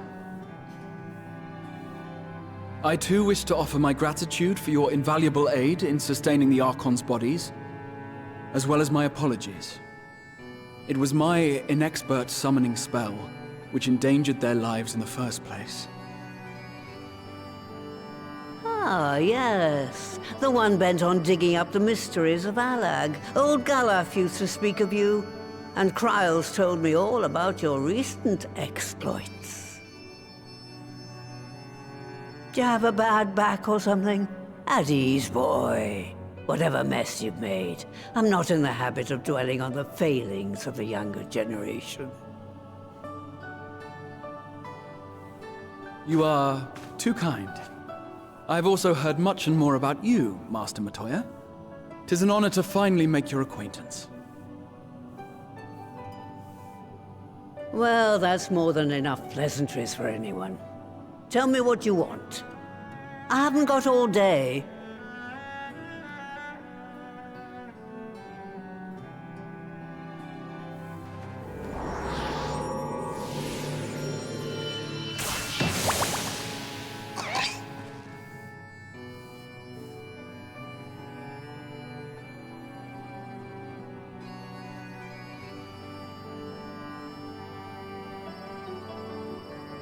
So that's the way of it.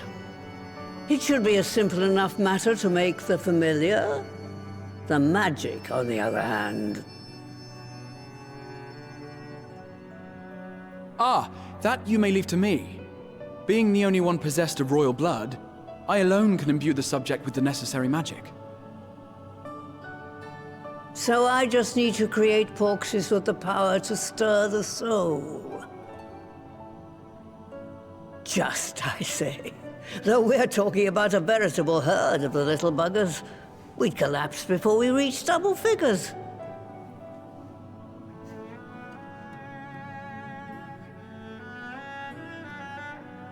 But if I could get a familiar to create the familiars, a mother porxie, as it were.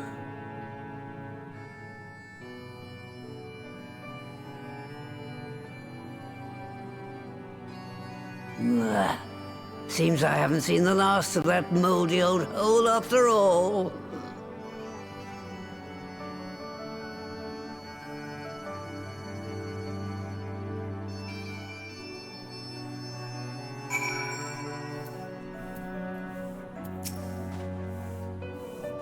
Proxy that produces proxies.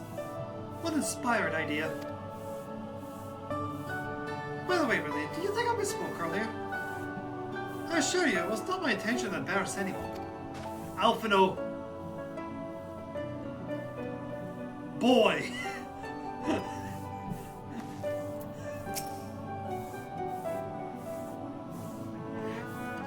What the hell's wrong? She must really miss that face. I guess you've ever wondered, Alphino got his innocent streak from her mother. It can be rather endearing, even useful in certain situations. But most of the time, it just makes me want to shake him. Pretty sure.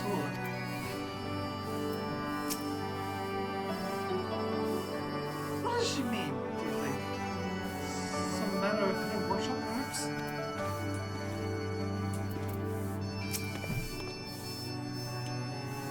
Aye, up to my old workshop then. Everything required to make your familiar is there. That may be, but no one's set foot in them there since the Exodus. I don't imagine what's become of it. Oh, there's sure to be a handful of feral familiars that may have a monster or two. I don't think that would trouble the likes of you. You can consider cleaning up the place by payment for my help. Fine, we'll do it. Good. Now, there are no objections. I suggest you run along to the Master Maker's Quarter. I'll send one of my paragos ahead to let you into the workshop. You don't tell them who you are. One can't be too careful after all. You know.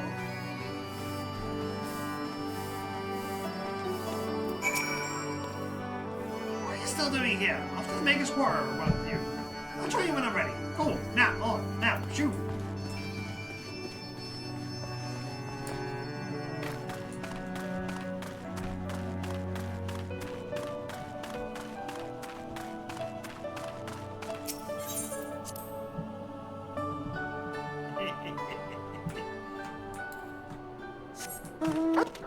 She really is.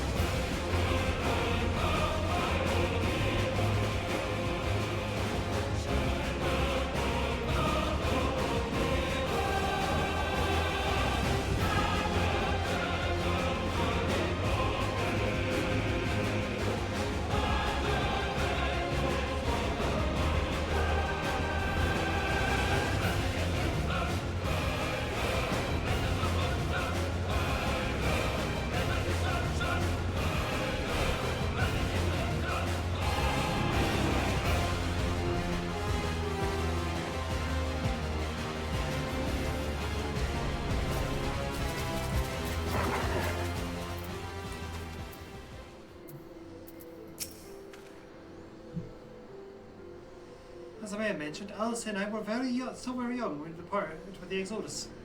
I envy your stolen for the remaining of the city as it once was. Remember me. The workshop is an unforgivable place even before the Exodus, and I doubt the years of neglect have improved it.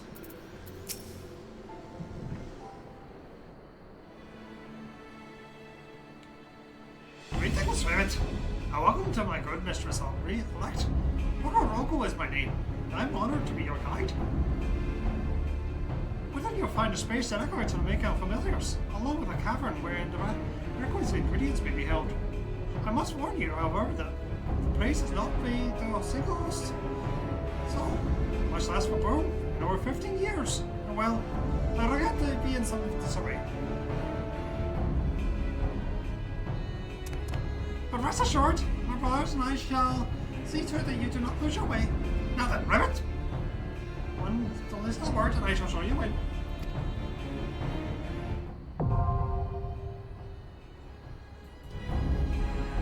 Honestly, Cap, that is a great way of putting this dungeon. I didn't consider that before.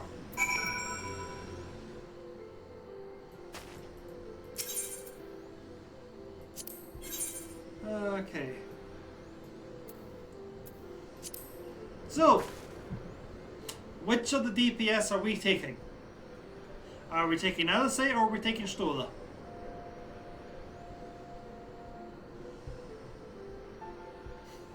We need to take one of them. We cannot take both of them.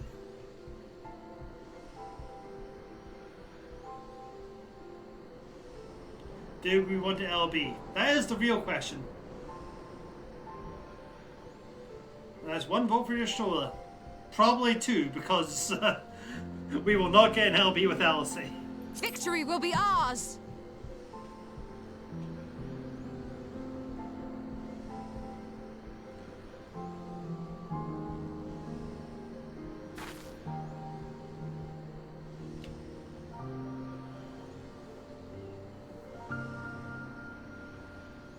Going once.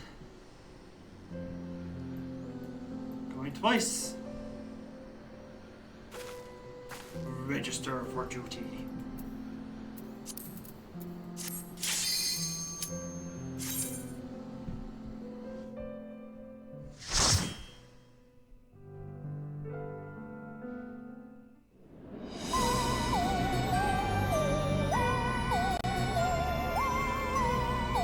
Let me know how the music is.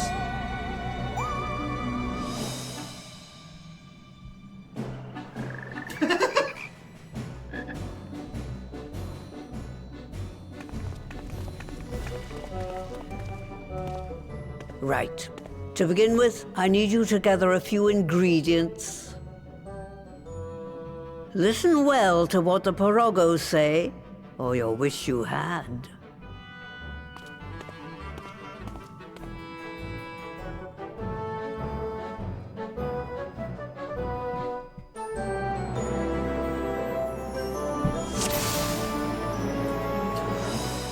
Also, everybody, this will be the last time you see this familiar. If I remember correctly. If they could be had a they got cauldron, Rabbit.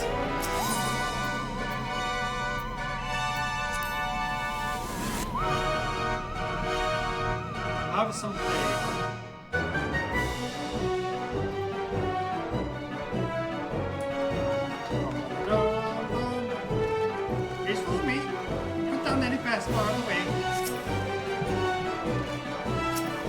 Uh-huh.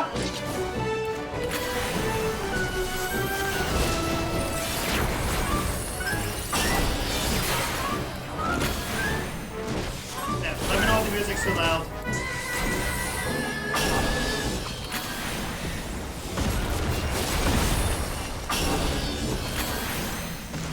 Oh my god.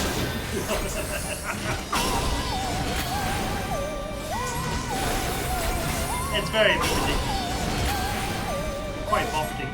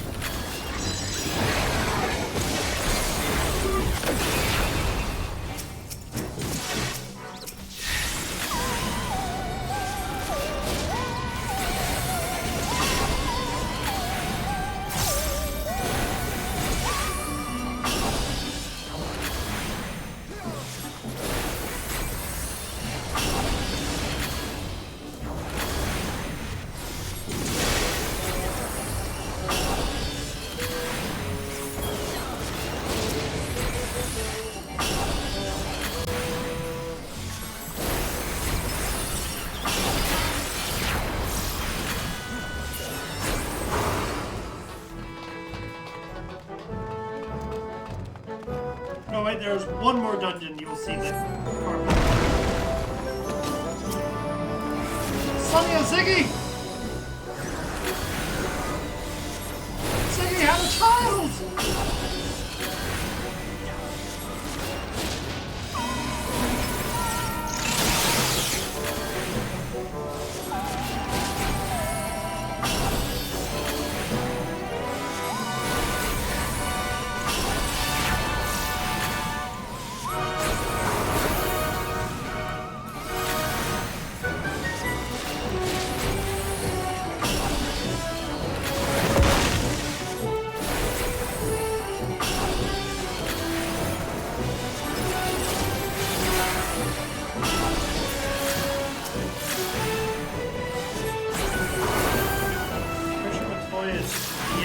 That's right, it was.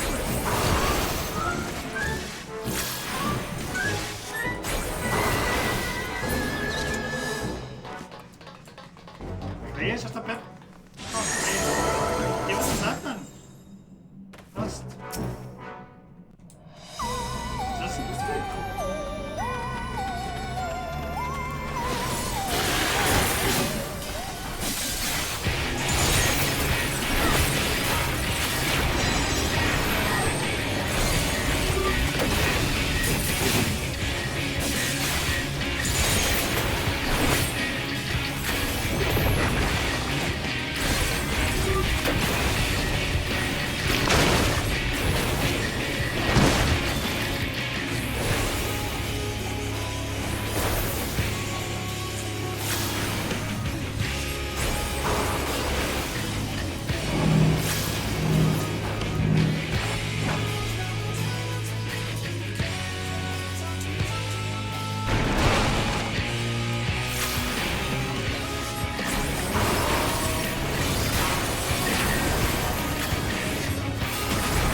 Just the beginning.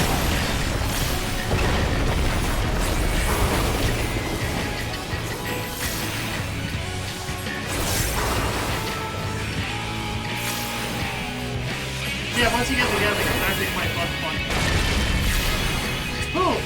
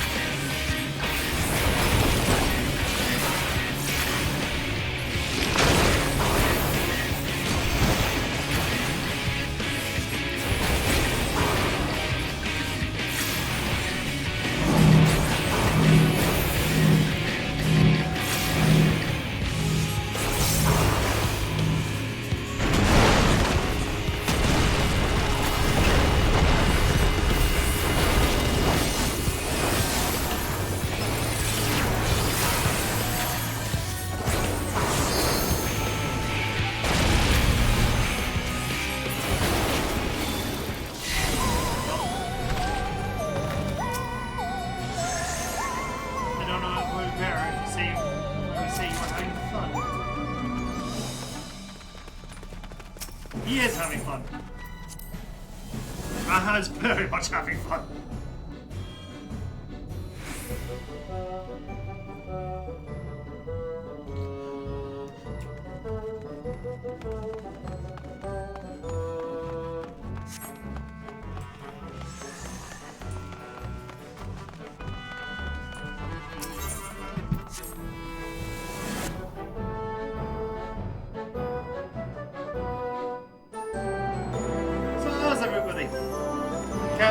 Kenny, how are you both doing tonight? As well as you, Ori and Darth. I'm not actually asked.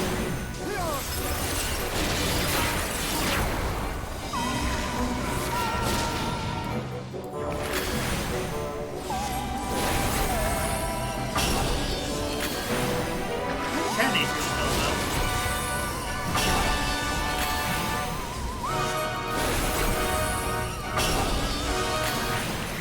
Okay, that's good indeed.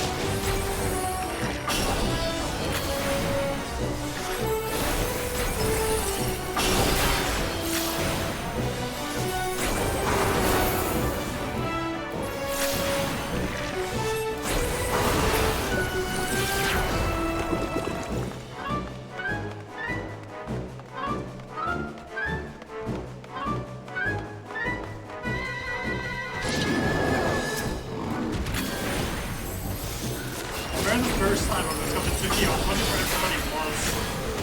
Because I was over there like waiting for the next thing to happen.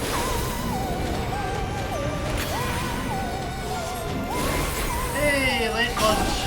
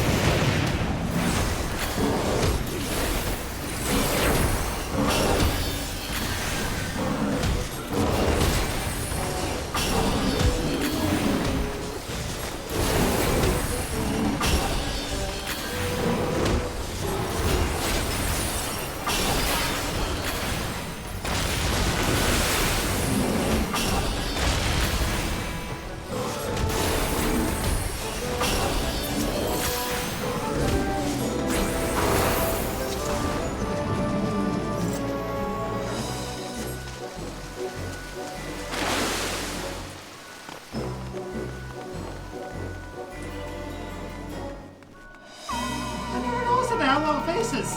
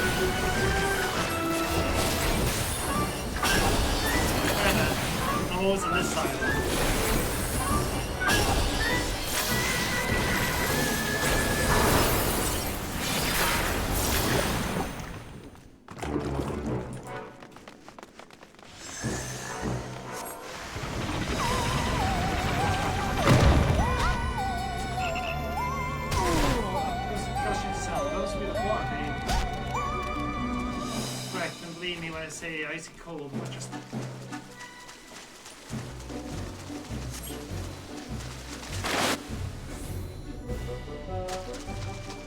That familiar was made with stone water, and it plays rough. Care.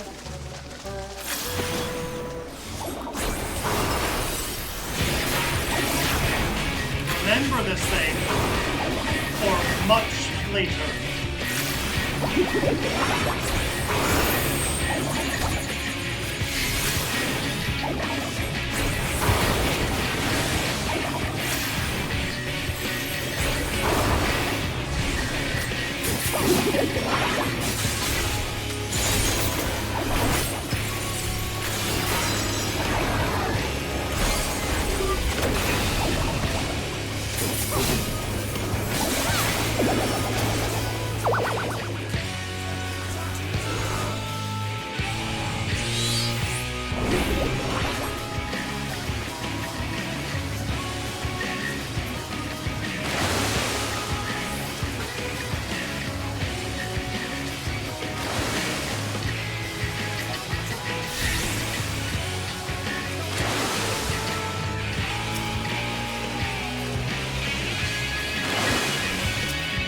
I forgot about that.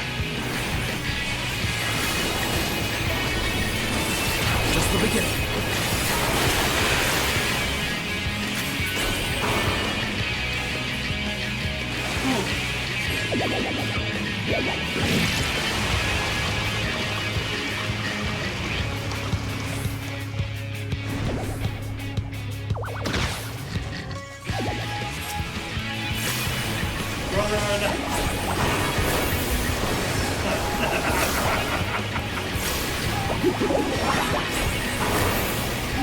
That's right, Darth. I know exactly what you're talking about. I will not hold back.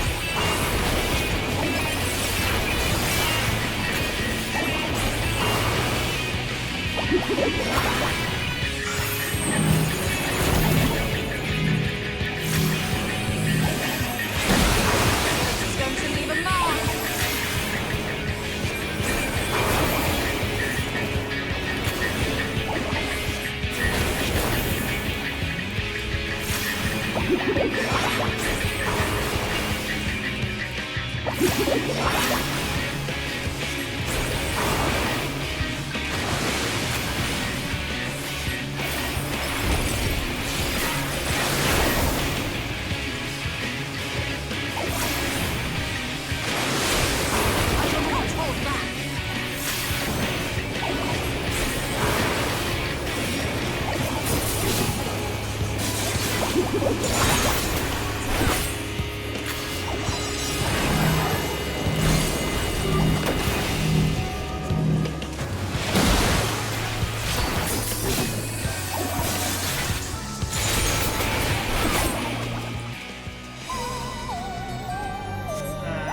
A closure after all these years. Wait, was it you who created that familiar?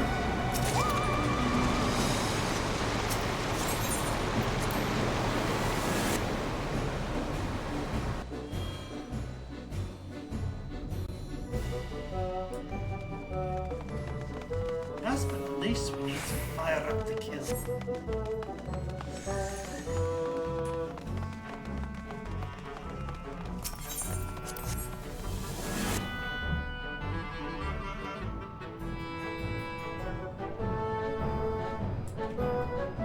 It's so colorful.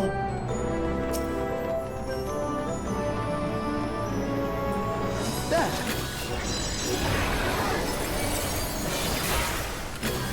Product that's dissolved crystals. Oh, I'm very light. I need to black it. Things you're saying in this video game.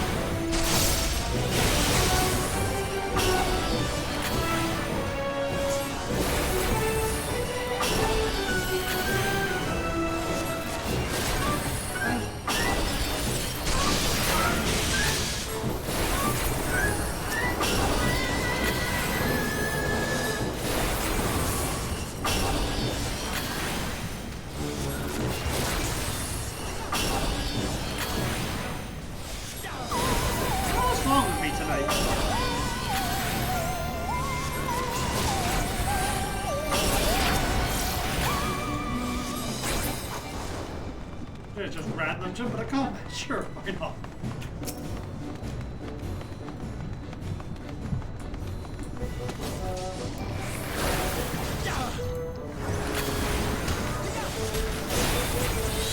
We're too close to the boss fight.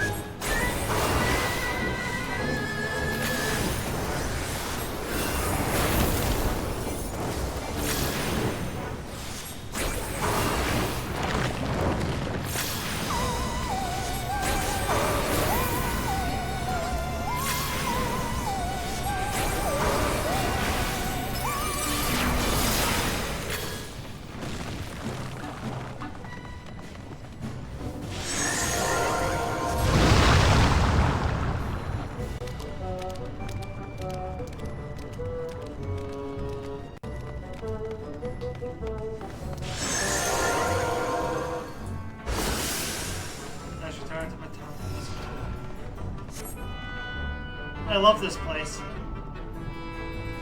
I love this place so goddamn much.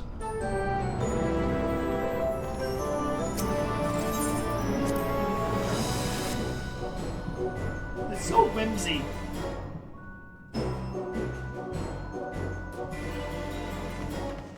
Alright, time to make ourselves a proxy.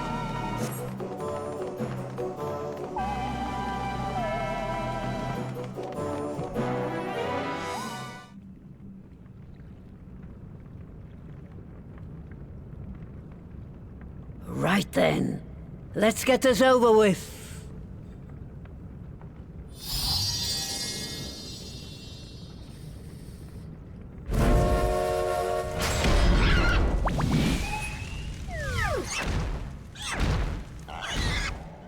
Newborns are wont to be difficult. Sure, who's in charge?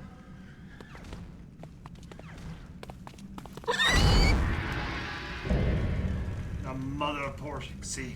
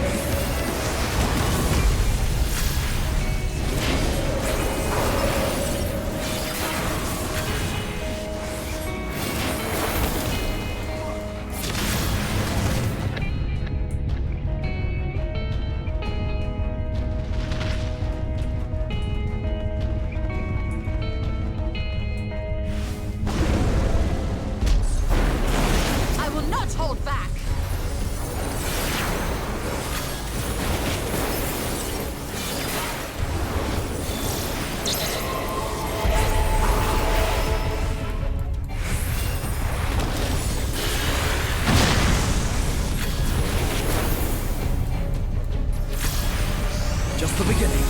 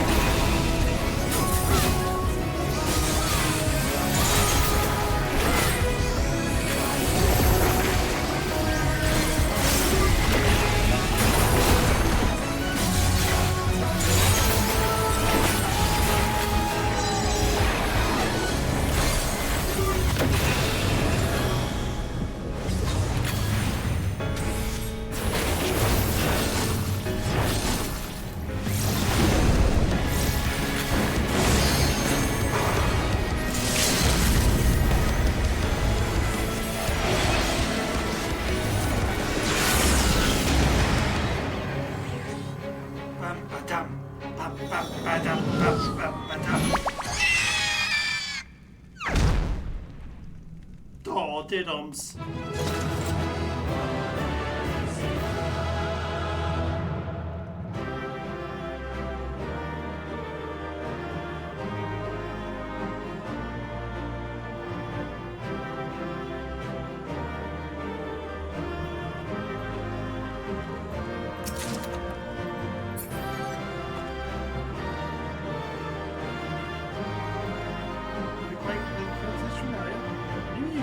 Creature was so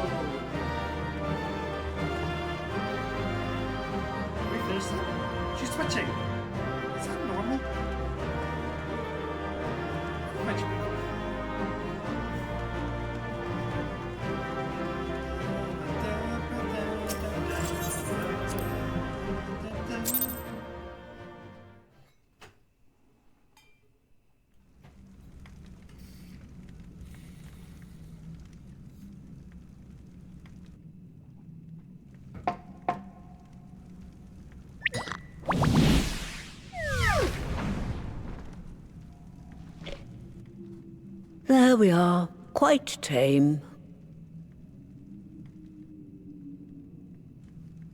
Then all that remains is for me to imbue her with the magic. My friends, I'm afraid I must trouble you for your ether once more.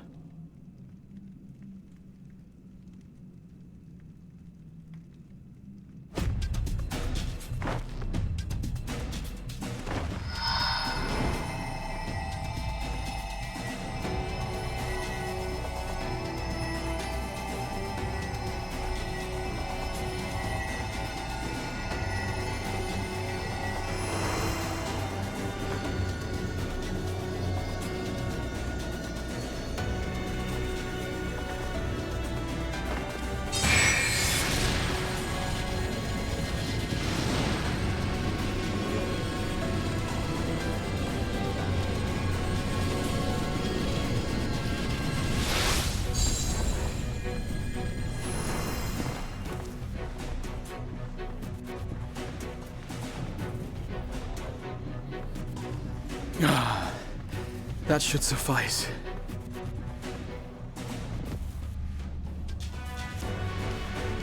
Good. Let's set her to work then, shall we? I want to see some porkses. Assuming that is, someone can spare the requisite energy.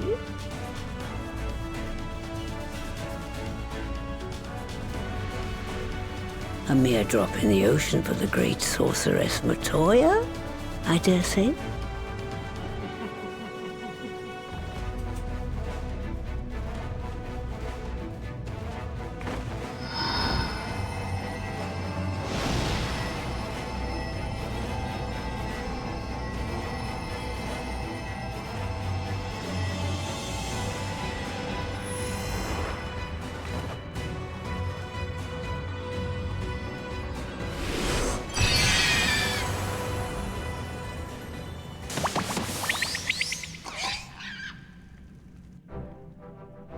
Excellent.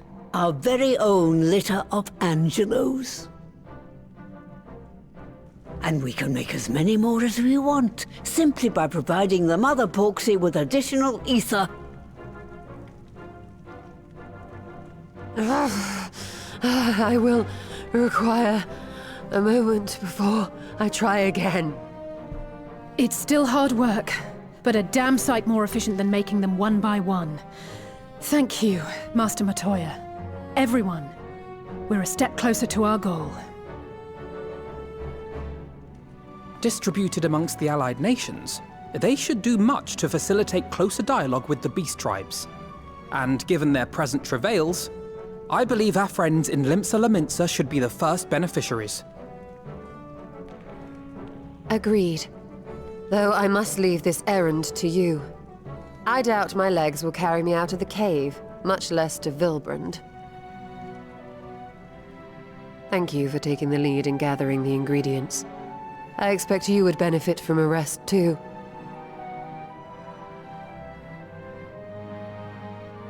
In addition to the porksies, I trust you've gained an inkling of how much effort goes into the creation of familiars. Or mayhap you attribute your struggles to old age. If I said yes, would it persuade you to treat me like an adult? Not with that pertness, it wouldn't. Anyway, assuming you have no other favors to ask, I shall be leaving.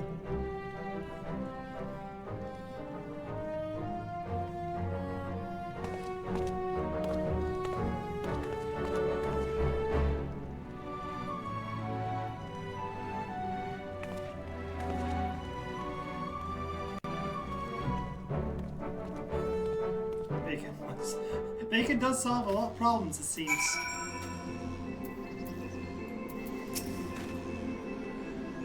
Forgive me if this is a silly question.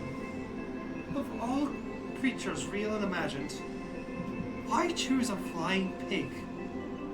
Not that I dislike pigs, mind you. Because bacon. Oh, you're doing this quest line! Good luck in your journey, wee white mage. Good luck in your journey. Again, that was our first time making a proxy. Master Matoya did a fine job. Though she did have an Angelo for inspiration.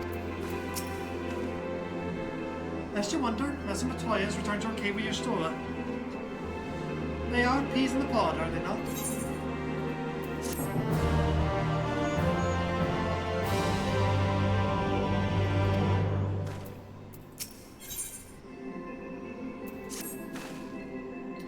Well then, my friends, let's return to Littles of the Minza and delve the good news to the Admiral. A word of the officer of the Bulwark Hall should be sufficient to secure us an audience. Why are you walking the Caliphort?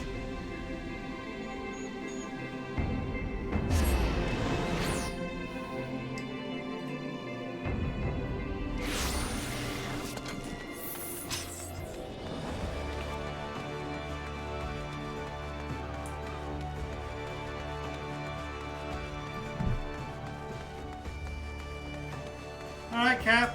Enjoy your day at work and thanks for stopping by. I really not ever a welcome sight.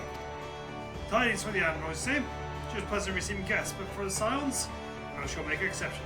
Follow me.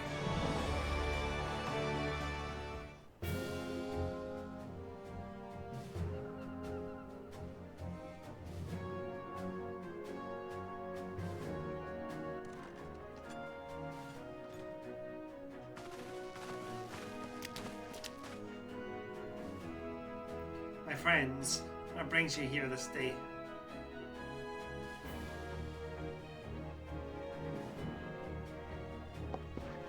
Is this true? By the Navigator, a cure for tempering. As often as I've been in awe of the you Scions, I would never have thought it possible. And yet it is, Admiral. We have done it. Here in Limsa, and production of more familiars has already begun. You are my thanks, truly. This will do much to advance the cause of peace. Yet I fear it will take more to close the rift twixt man and beastman. Bah, even to speak thus divides us. Welcome as it is, a cure will not guarantee reconciliation between our peoples.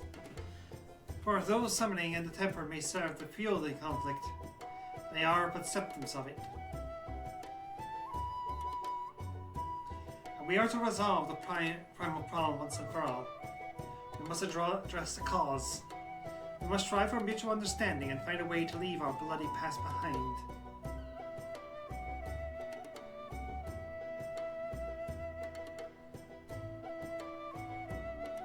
It was I who moved the Alliance to you. It was push of peace. Since our ancestors came to these shores 7 centuries past, we Waltons have been at odds with those who share our island's home.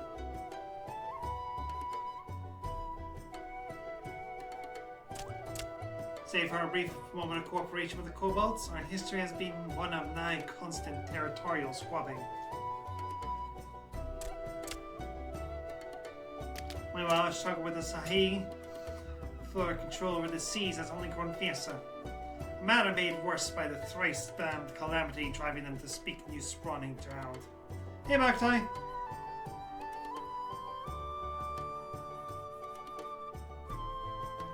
With survival at stake, each hand of no choice but to fight. And so I dismiss peace as impossible. Impossible is a word coined by the weak. I proclaim to all who'd listen and they gave up. You and yours put me to shame. Since you led us to victory against the Black Wolf, you have achieved the impossible again and again and again. I thought it high time that I followed suit. Hence my proposal to the Alliance Council. But no sooner than I reached out to our neighbours in Valburn, than my own people sought to thwart me. You speak of the pirates who failed to attend the meeting. I reacting to a fierce, friendly faction amongst the kobolds, we intended to seek an audience with the patriarch. But the bloody executioners will not hear of it. An absence is a message to the rest.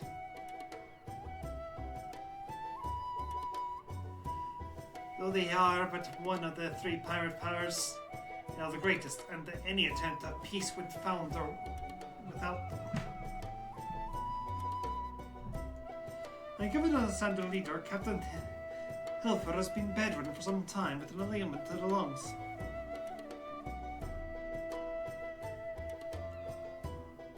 Correct. In his absence, his right hand leads a man named Sigurd, who recently risen to prominence among our ranks. Save for his disdain for authority, little is known of him. We have invited him to speak with us more than once, but he will not come. I have tasked the Yellow Jackets and the Rogues with uncovering his motives. They will learn not of any value.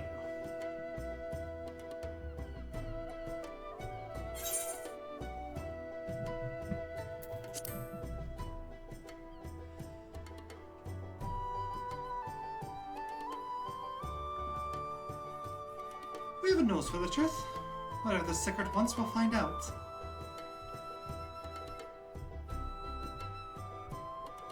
Truly, I'll be much obliged. I shall look forward to hearing what you learn then. Good luck.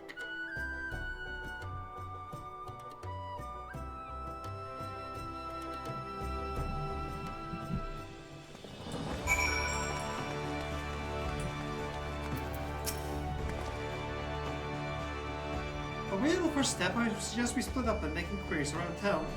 Someone will not know the secret. If we can force the pirates really in it, the rest of us will seek out merchants and adventurers.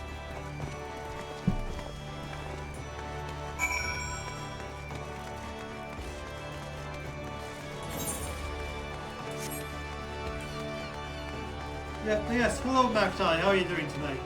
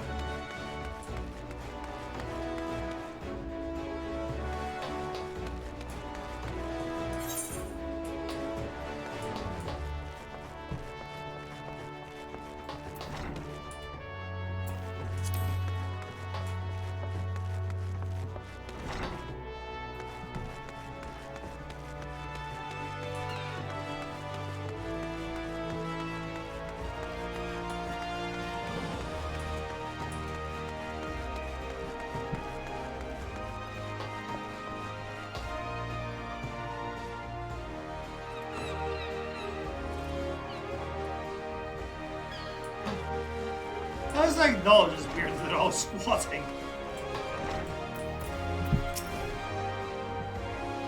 Eh? Want to know the secret? He's a wily bugger, that's what he is. And some clever way to make coin, they say. Enjoy it for them. Once Keats played Hill aside. There was a time when race the executors for the pick of the Emperor's fleet. The colonies are gone, and then days left them. Owing to which they have all had to look at other ways to make ends meet.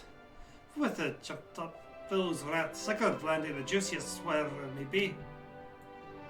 None of we sires are struggling mind. We do well enough guarding fishing boats from fishing fish packs and other beasties. Gotta first pick out the produce for your trouble, see. Holy stuff at the bargain price. Those we pass to our sisters as weak as can sail on account older wounded or with child, and they cook up and sell it for profit. Simple. Oh, I miss the old ways, don't get me wrong. When I see the girls with the little ones, I think to myself, the life of peace ain't quiet and all bad.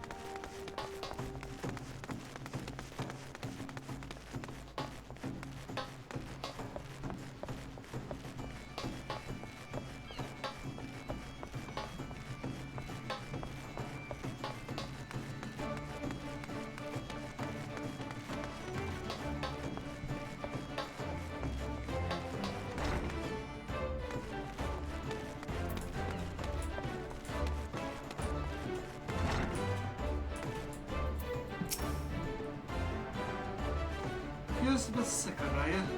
As am I, my friend, as am I. Sadly, I know nothing of the man. Even the bloody executioners spears the mark and ruin in their fortunes after his promotion. Why not achieve this as a matter of some debate? As you know, the Thalos hostility permits us to attack only Garlean vessels. These have all but vanished when the seas as the Empire turned in upon itself. In order to adapt, we Krakens have taken to trading with the East, but executions are less forward-looking. I cannot imagine they would willingly abandon the old ways. So then are they lie in the coffers. Whatever their secret, they are not like to spare it with their rivals.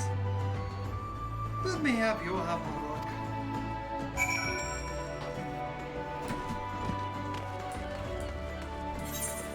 Where are you, Alfie? You're back there, okay. In that case, let's go grab a crystal.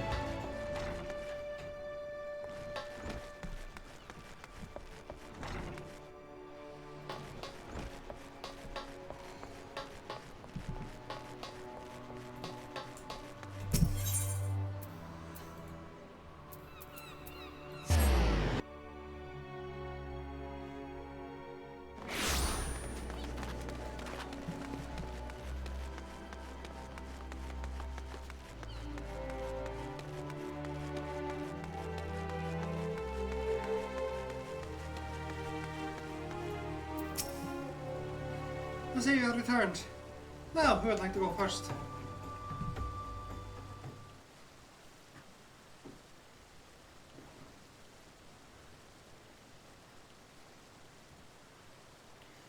So just as Imperial prey began to disappear, Sickard turned the executioner's fortunes around with a mysterious source of income.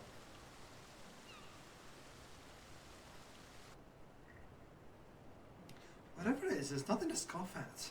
According to the tavern keeper I spoke to, the crew have been indulging themselves as never before. But no amount of drinks seems to loosen their tongues as to how they're coming by their coin.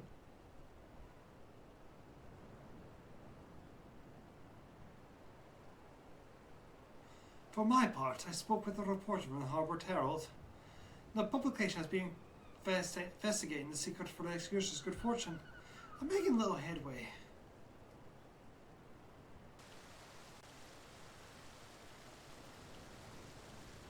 The executioners don't wish the nature of their business to be made public. And I think I may know why. And of course, they make inquiries in the Hawker's Alley, an interesting fact came to light. Just as the executioners began to enjoy better futures, the price of crystals went into sharp decline. A sudden fall in demand, I was told. Curious, I contacted Warder Boulder. He's been watching their movements in the beast tribes. My suspicions were proven correct.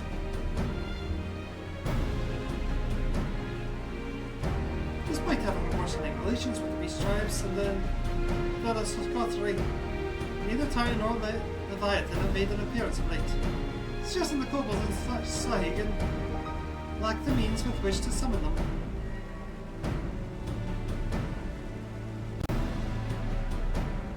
Do you mean to say the executors are professing their crystals?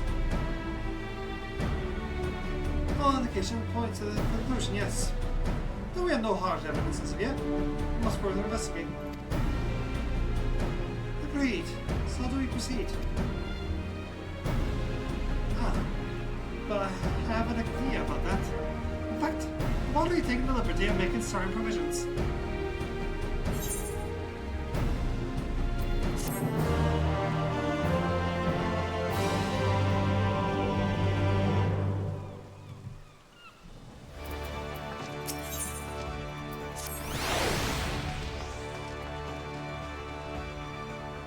During my inquiries, the disgruntled merchant informed me that the Ozir crystals had recently turned inland in Salaminsa, offering wares at prices for undercutting the competition.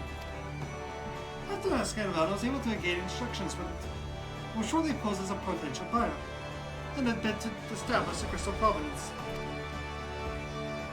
The man is due to Oshron's grace in the lower land across the shortly. I suggest we make our way there at once.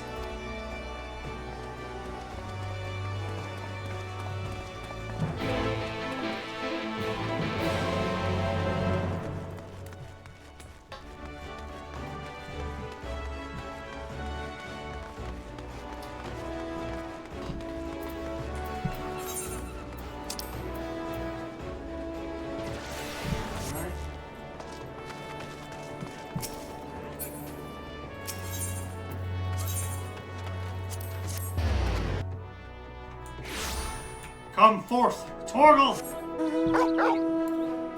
Head to Torgal.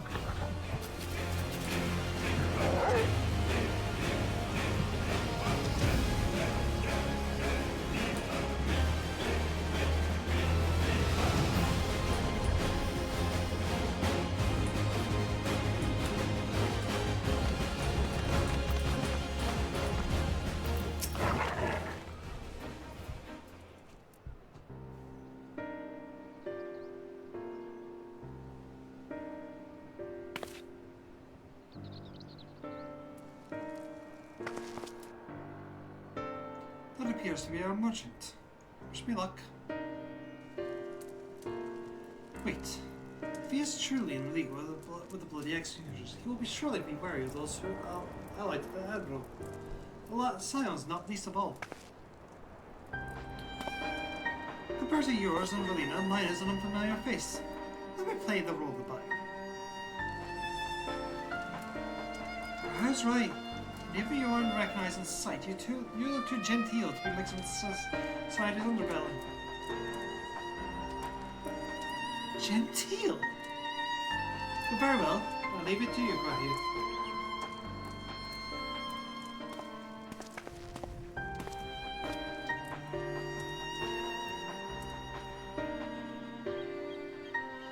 What business, really, cat boy? Ahem. You're the Crystal Holy, Soul Sailor?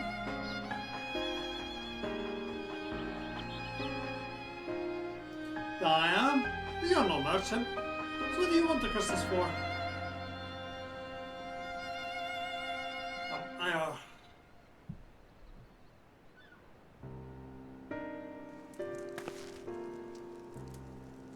Don't look at us, you idiot! You'll give yourself away!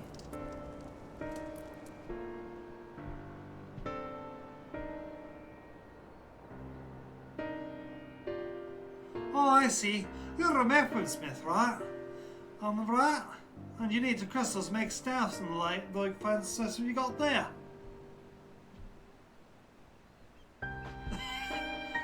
That's right. I'm indeed a weaponsmith. I'm not with the finest materials. I bet you show me your wares. Well, we don't just invite just anybody into our storehouse. Takes time to establish trust, you understand. Look, I have a large amount of urgent commissions. If the quality is a satisfactory, I will not quibble over the price.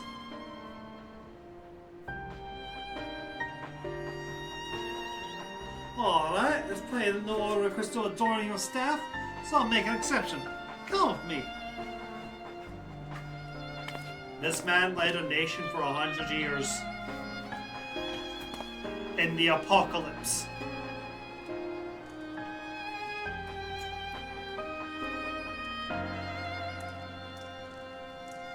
It seems to be working. Let's follow them.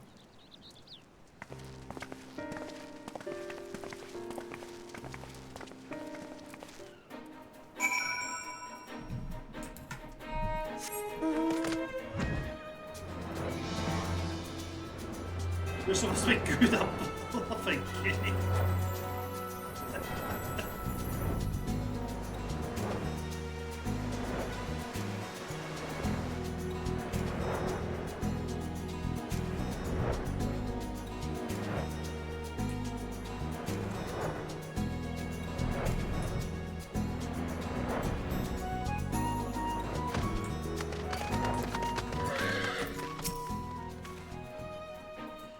To the tunnel. Quietly now.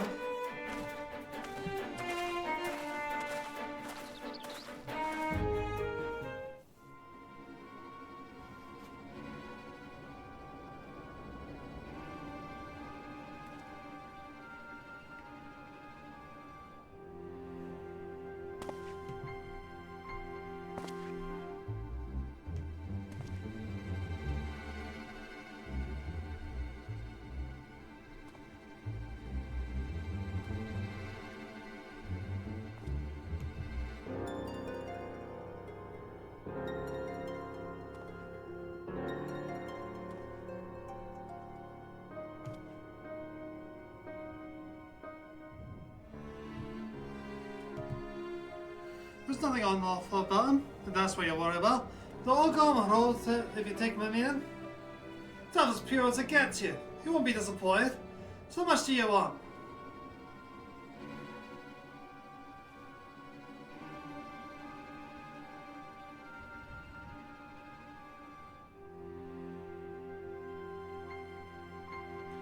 Oh, come on. Take him for the kobolds, just as we had suspected.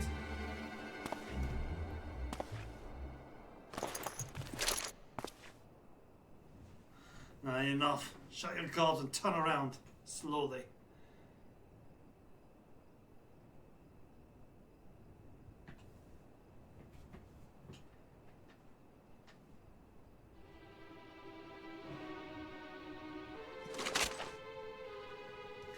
I'm Circuit, and Captain of the Bloody Executioners. No need to introduce yourselves. We know who you are. Scions.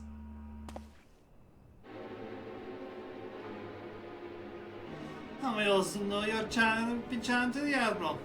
Got eyes and ears everywhere, see? Got us being the only true pirate crew left in Limsa. So we established you're in here to buy crystals. The question is, what are you here for? You're not able to reveal yourself to us without knowing our objective. I'll explain your swift rise to power.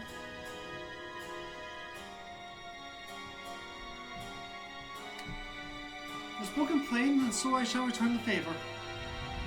We came here to learn why the bloody executions opposed it by Admiral's will. And we have our answer. Should Limsa limits to make peace with the kobolds, you will lose the source of your newfound wealth.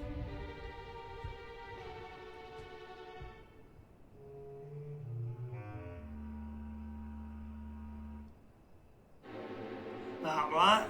Just to remind you though, we ain't breaking any rules here. The lawful business attacking any vessel not flying the Imperial flag. I didn't say nothing about beastmen. Only reason we keep our cooperation and quiet is because we don't want no one taking our business.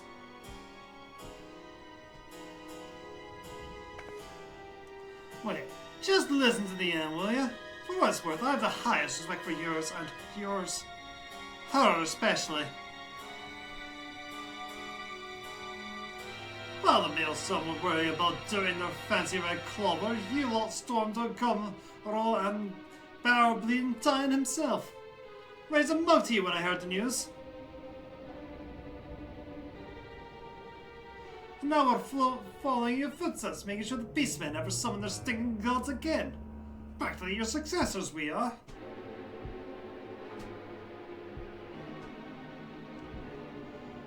When there were still Imperial ships about, we did our bit for Inza and went after them. With the Guardians gone, there's no one left to ply our trade on except the beastmen. So let's have that, eh? That's only fair.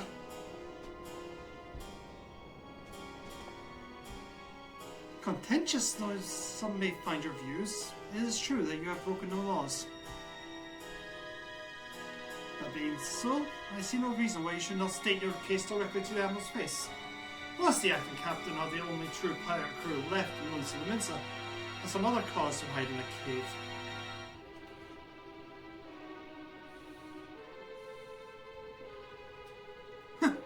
Well said. Well said indeed.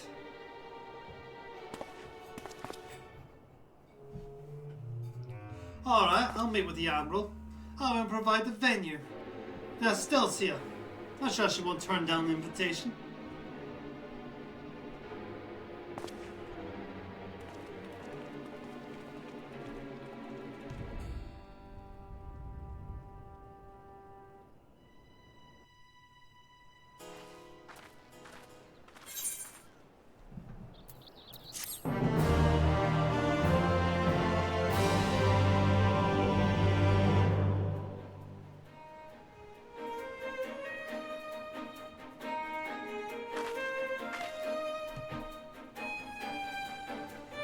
Grr, pirates! Highs hat again!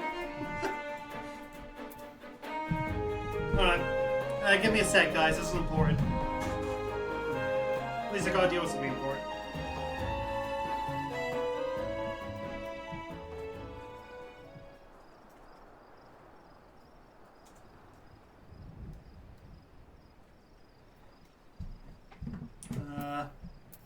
What else I do this?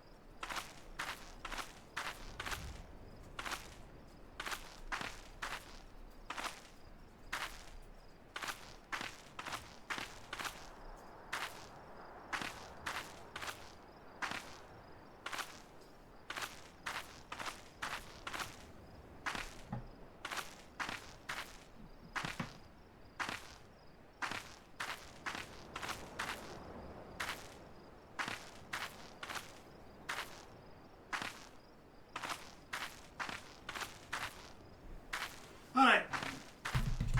Sorry about that.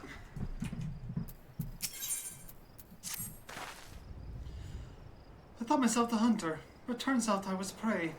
A timely reminder that the higher powers of Linz and Lominsa are not to be trifled with. But all's well that ends well. Graz Tia's timely provocation had the desired effect. The Secret has agreed to the meeting. Let's hurry back to the Linz and Lominsa and pass on this invitation to the Admiral.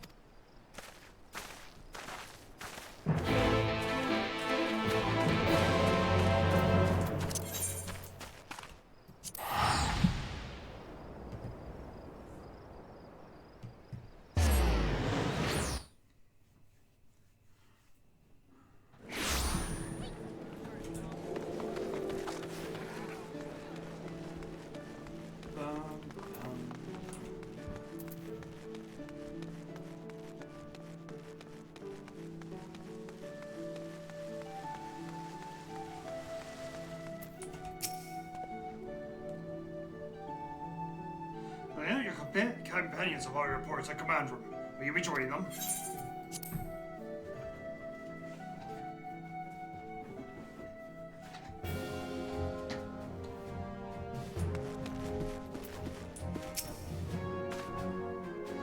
Welcome back, my friends. What news?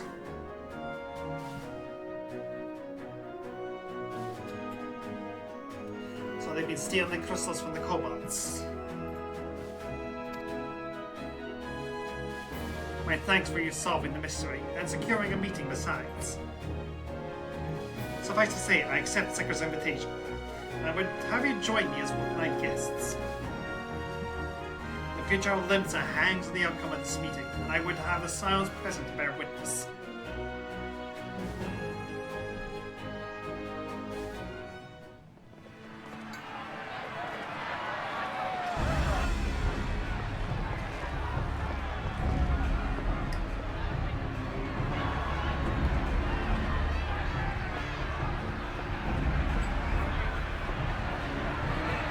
Look who's come crawling! Traitor! You can shove your peace!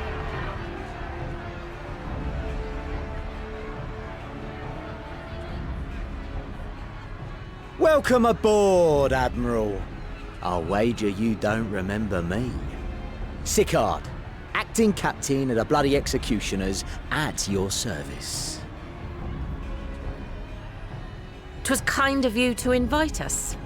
Now, if Captain Hillfear has a message for me, I bid you speak it. We have just the one demand. That you forget this bilge about making peace with the Beastmen. Ours is a nation of pirates. Always has been, always will be. Deny us our right to plunder, and you deny who we are. Too bloody right! Pirates till we die! What we want, we take!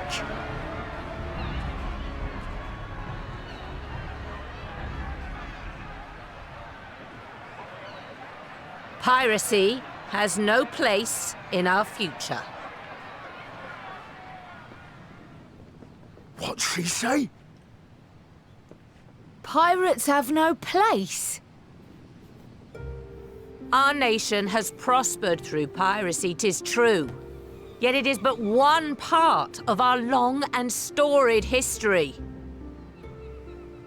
Centuries ago, our ancestors led a failed rebellion and were driven from their homes with little more than the shirts on their backs. In fear of their lives, they sailed south until they came to these shores. Finding the land occupied by kobolds, however, they were forced to turn to piracy in order to survive. And survive they did. But not so long ago, when the Empire threatened to crush everything we'd built, we set aside piracy and joined hands with our neighbors. This too was in order to survive. And survive we did. Time after time we fought the Empire, and time after time we won. And through trade with our newfound allies, we prospered more than we ever did through pillaging and plundering. The Empire teeters on the brink of collapse. Ere long, provinces like Wurlit and Bosnia and many others will regain their freedom. When they do, our matchless fleet will lead the world in a new golden age of commerce. The tides favor us, and the ocean beckons with her vast bounty. But if we cling to the old ways, this great ship we call Limsa will trade the boundless seas for a lagoon. Shall we scorn the world's wealth for a plundered pittance then? Or shall we embrace change and thrive, like our ancestors before us? The choice is yours. But if we are to prosper in the coming age, the whole of Vilbrand must become our ship, and a kobold and Sahagin our crewmates.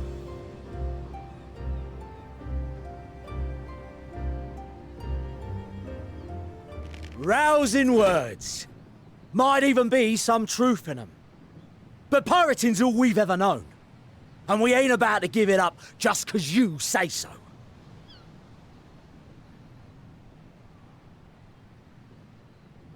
Still, we're all Mincins here and no one wants a war. So where does that leave us? Long before you became Admiral, I heard you was captain of the League of Lost Bastards. That true? If so, you'd know how we pirates settle our differences.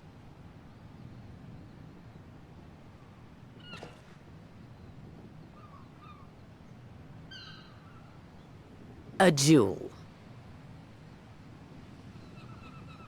Very well. As Admiral of Limsa Laminsa, I accept your challenge.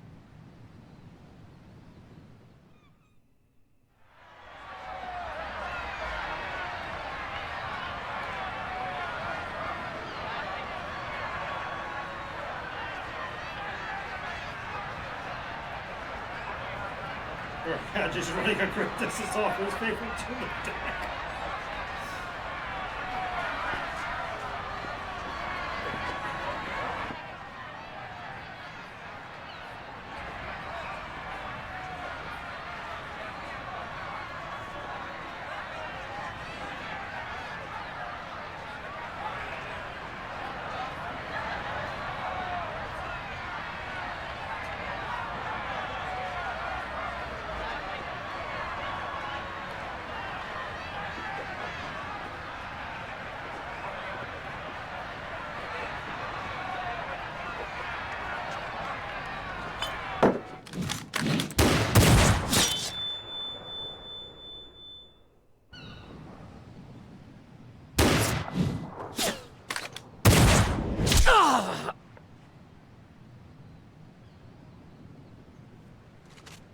This ain't over! Not till one of us is dead! Finish the job! Or I will!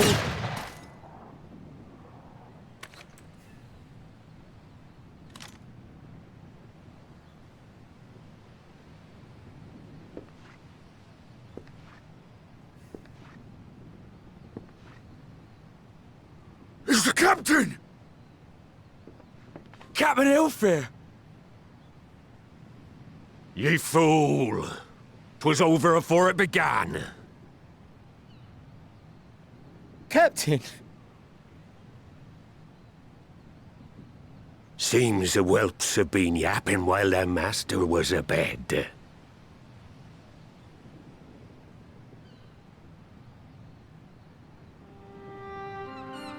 Listen well, all of ye. Since the signing of the Galadian Accord, we all of us have been part of the same crew. The crew of the good ship Limsa Laminsa. At the helm of that ship is the Admiral. And 'tis she who decides where we sail. Was I not clear on that point? Or did you forget whose deck you stand on? Nay? Then what in the seven hells are you playing at? It's all we know, Captain. If we ain't pirates, what are we? You're bloody idiots is what ye are. Idiots with your own lives ahead of ye. Ye can do anything ye want. Be anything ye want. We're pirates, aye. And we pirates love our loot. But that ain't our first love. Our first love is the sea. The sea! And what she brings us. Freedom! So hold fast to that. Let the brine-crusted husk that stands before you now be the last of them as knew naught save out of steel. And make of yourselves a new breed of pirate!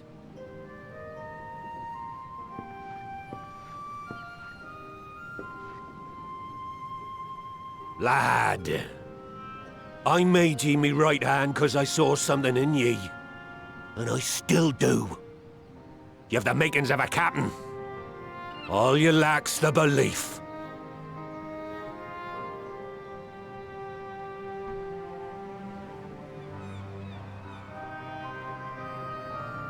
Well now, it seems we're of one mind after all.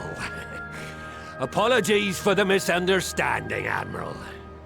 We're with ye, wherever ye be headed. You have my thanks, Hilfir.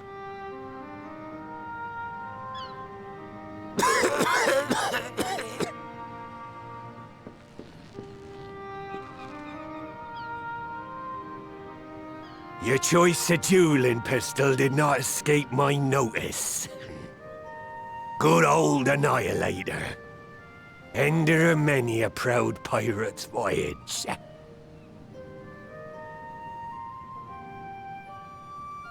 Mistbeard's vanished into legend, and it won't be long before I take my rest in the depths. Yet be that as it may, the old ways can only truly die when we've dealt the Empire the telling blow.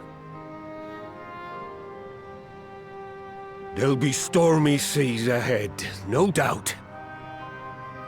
But I'm trusting ye to steer us through to the other side.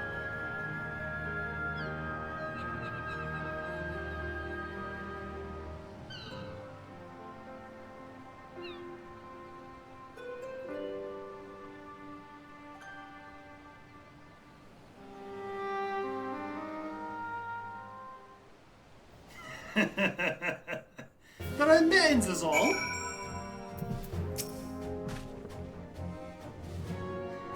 Though I had anticipated a duel, I did not foresee Hilfir would intervene.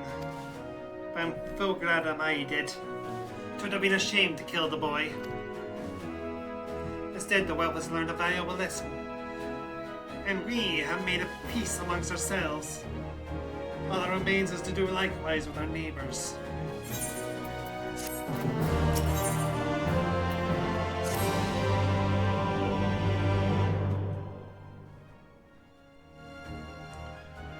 Now I need hardly tell you, but any attempt to negotiate with the tribes is doomed to fail unless our minds can be first re-wrested from the grip of their gods.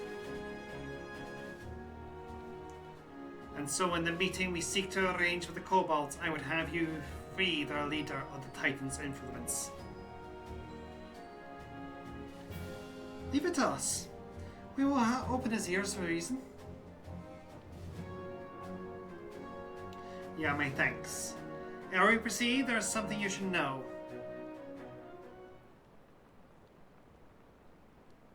Some 50 years past, when Sahagan swarmed our halls in ever greater numbers, Limsa entered into a covenant with the kobolds.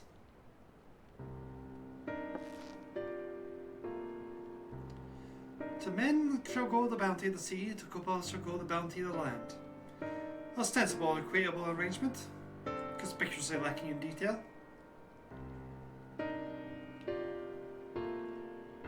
Aye, inadvertently or not, the wording was ambiguous, and we took advantage of it, moving in to claim the northern reaches of La Crosa, and the kobolds believed theirs.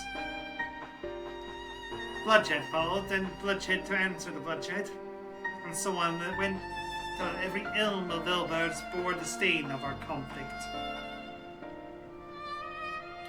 This is not history, you understand. It is a present flesh and raw.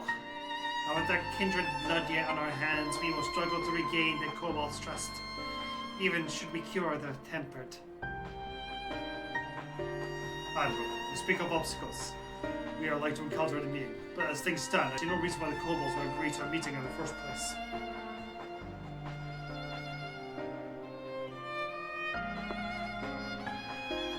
And so we must provide a reason. I will restore the stolen crystals to them, and personally deliver the cargo among my apologies. Bait. I would welcome us into their midst, not to speak of peace, but have you with their mercy. Aye, and given the wealth of crystals we will bring, I'll wager they will attempt to summon Titan there and then. meaning a high priest would need to be present, to whom he could administer the cure. Precisely. He is a fish I would catch, but he will not be alone. Nay, he will have guards on hand, and they will lay down their lives to protect him. Yet a single death on the kobold side would jeopardize our chance of peace, and there my ventures founded.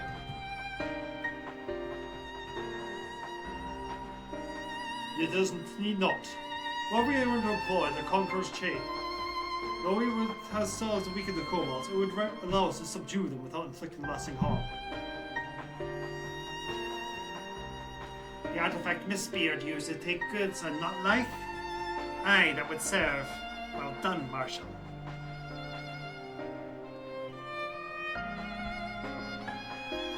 So, friends, what think of you of our strategy? The effects of temporary are cumulative. We may safely assume that the High Priest's exposure to primal influence is extensive, and will therefore take a great deal of ether to reverse the effects, not to mention time.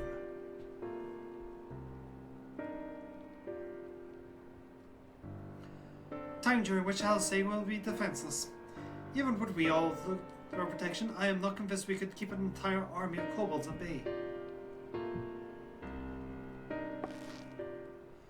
Well, I'm happy to take that risk. It's not as if we have any other choice. Besides, that's what Tassim would do.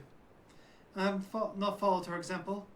I wouldn't even have a chance for cure for tempering, much less a chance of bringing peace to Vilbert. So I'm going to cure that priest and die trying.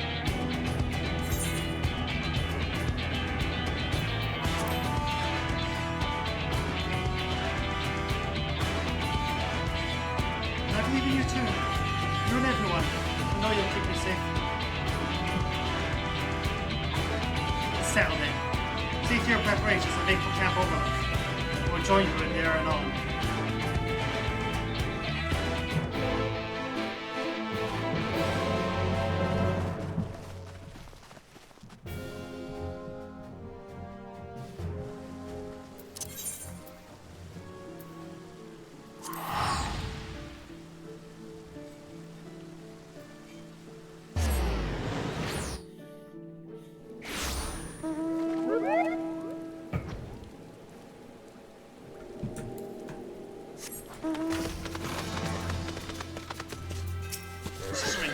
Today.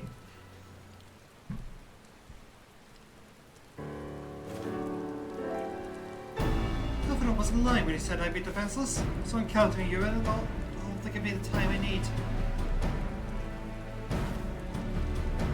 Our sole purpose will be to keep them an army, keep out of harm's way, so leave it to us to focus on your own task. Indeed. What should you want for it, Aether? You need to only say the word. Boo! Did you follow us here? There's something important I wanted to say to the High Priest. Express, state, say. Please let me come with you. Please.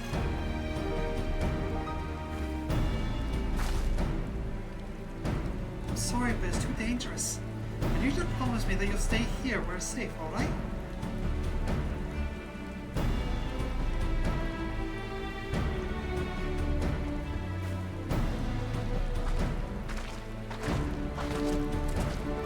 Apologies for the wait. It took time, but we have secured an audience. All unfolded as expected. The mention of my returning the crystals in the prison, the kobolds suddenly remembered how keen they were to be reconciled. And so, in the glorious spirit of cooperation, they are to meet with received by Patriarch Zada of the Second Order, who awaits our presence in the navel. If you are ready, let's proceed to the Ogomon mines at once.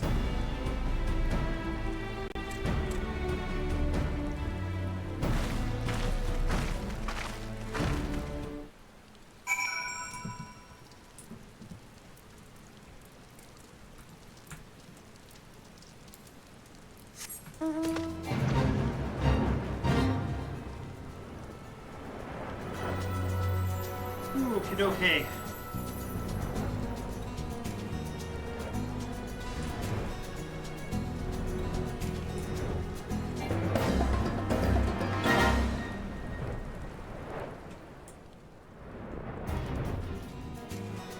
who's going to save their lives?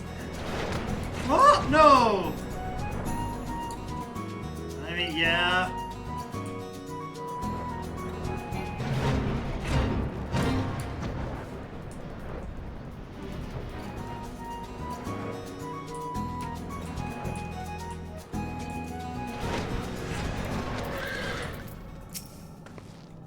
There's nothing more to say. I'm going to do this for Gabu and Tesleen, and anyone who's ever dreamed for a better future. Bishop is not the name sounds familiar because he was the one who presided over the deaths of Gabu's parents. I treated to reach out to him that day. We were pleased to follow their tears. But this day will be different. We'll reach out together, all of us, and we'll take peace in our grasp. Alice can be forgiven a certain amount of recklessness, but if she goes so far as to contemplate sacrifice herself, I remain blind to her. How she responded when I thought to do the same.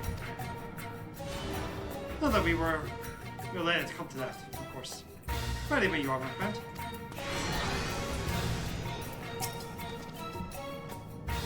Conqueror's Chainsawn's ready. Wicking your foes on me, and I will see them subdued. He tried to bear us to our quarry. Should he make this on time, I anticipate he will halt the ceremony or restrain him. At this, all hells will break loose, and we will have an army of kobolds until Alice's work is done. Just remember, none must die. We weaken them, and let Hazenar do the rest. It is time. Stay the course, my friends. I spy common waters beyond the squabble.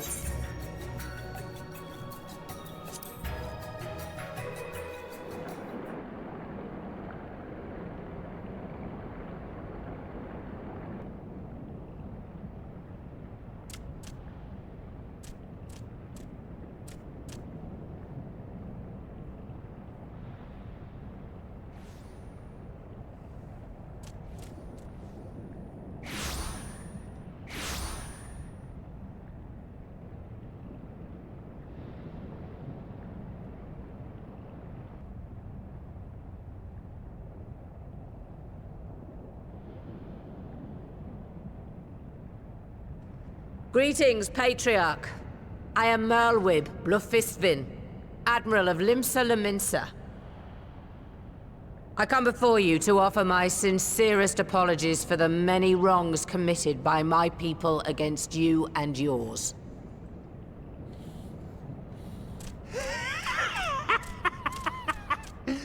You were foolish to come here. Stupid, unwise, foolish. The Great Father shall have your souls for your folly.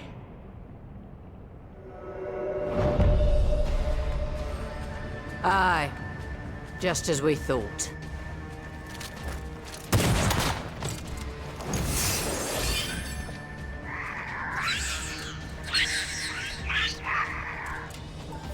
Now, Alize! Quickly! You don't need to tell me! Let none pass.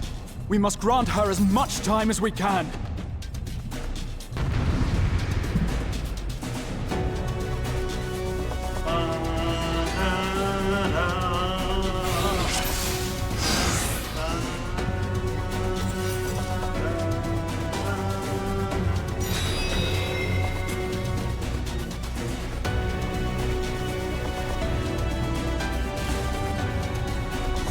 We must protect Alize!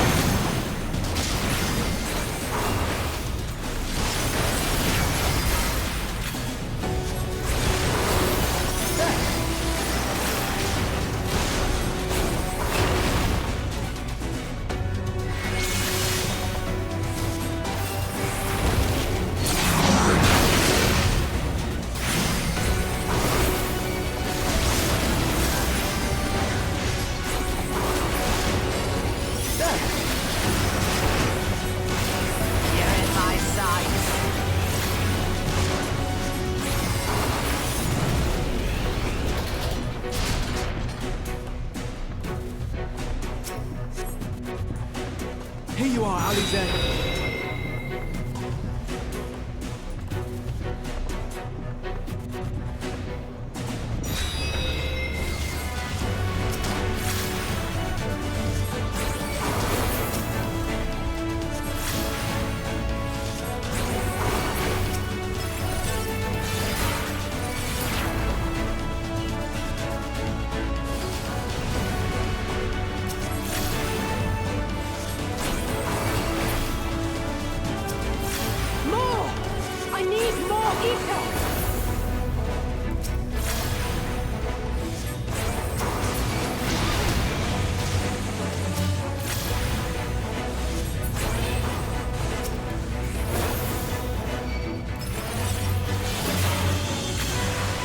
Just a little more!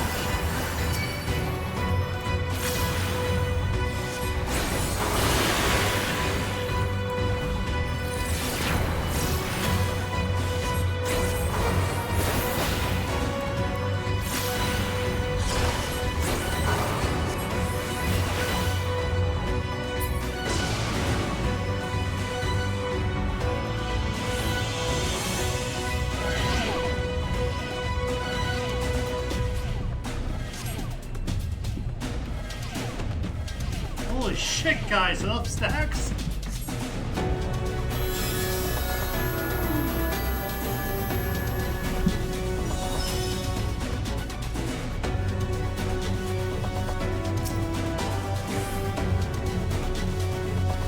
Yeah, please let me your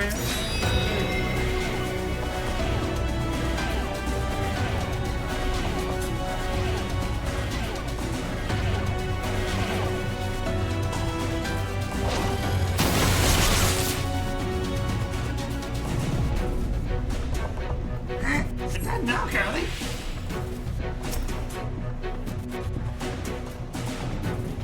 No, Admiral. It's too dangerous. I made my decision before I came here. No matter what it costs me, Limsa will have peace.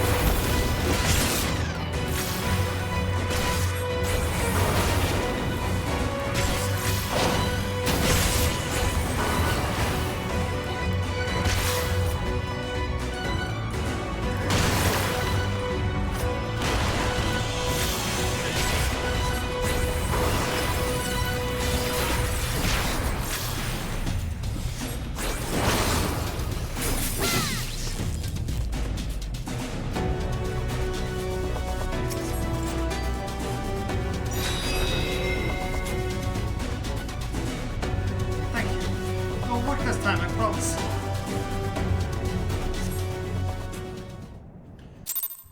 Whew.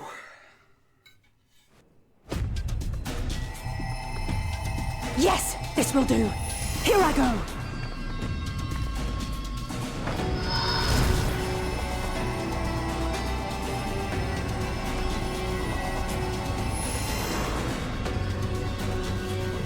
Go, Angelo!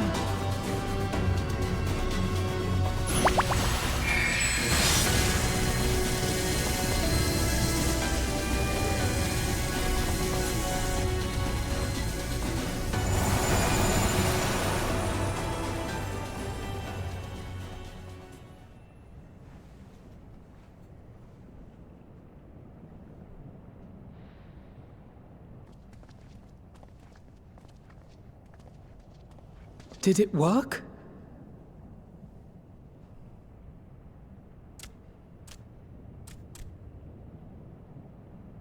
What?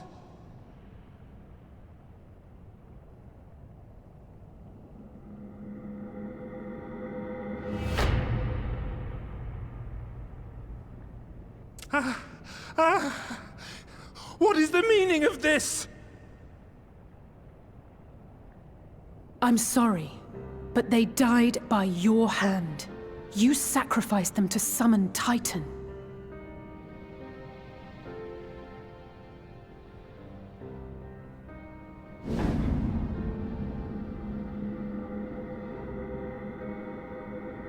No. No, no, no, no! Why? Why would I do such a thing?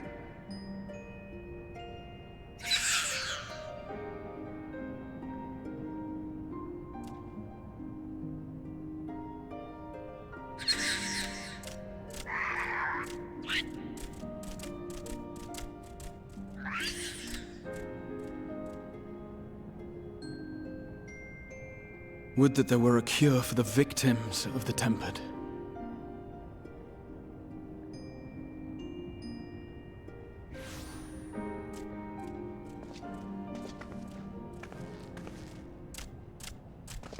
Gabu! What are you doing here?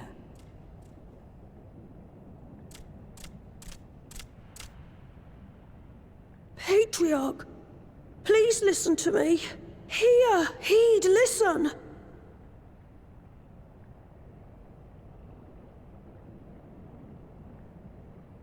The Great Father we have been summoning is false. He only hurts us and those we love. For a long time, his voice filled my mind. It told me to do terrible things. Awful, unspeakable, terrible things. But I didn't give in to it, and you mustn't either. There's been too much pain already, so please, end the suffering.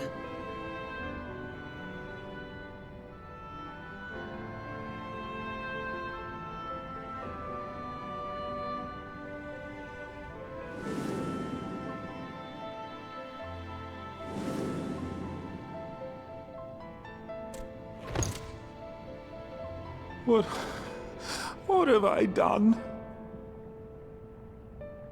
We share this child's desire, Patriarch. An end to summoning, for it spells naught but misery for both our peoples.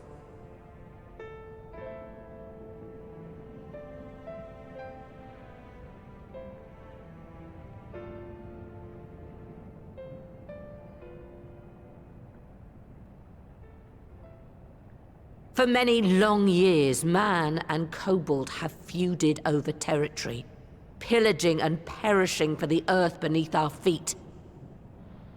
It may be said that we fought to survive, but what we have sown in blood, we have reaped in suffering, and it cannot go on. I would see us set aside the past and work together for peace.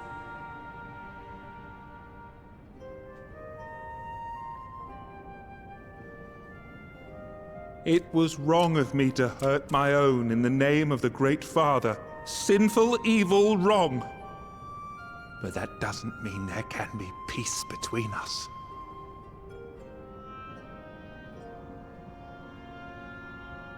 Men cannot be trusted. The bounty of the land was to be ours, and yours the bounty of the sea. But you broke the pact. Violated, breached, broke.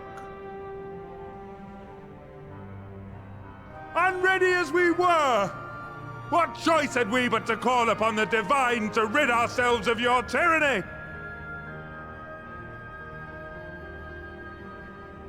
None, and I do not blame you for it. In violation of the spirit, if not the letter, of the pact, we took your lands for our own. The fault lies wholly with us. On behalf of all Laminsons, I offer you my humblest apology. I pray you'll find it in your heart to accept it.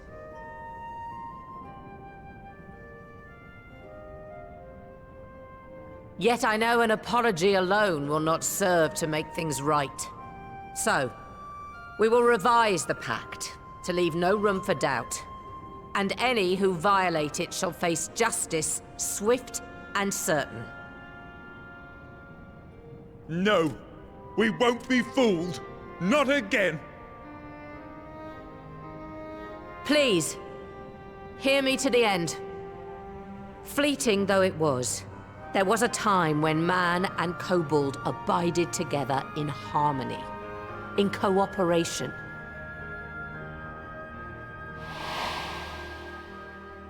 In those days, your people shared the secrets of smelting. Knowledge which allowed Limsa Lominsa to thrive. Much of what we have, we owe to the kobolds.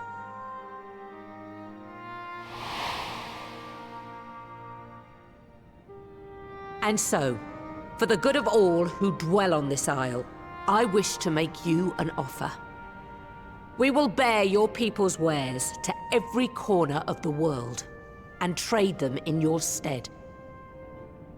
In return, we will bring you the bounty, not only of the sea, but lands both near and far. Whatever you desire, the Navigator as my witness, you shall have it. There will be no more man and beastman, just the crew of the great ship that is Vilbrand. And together, we will share in the wealth of the world, if you'll only accept our hand in friendship.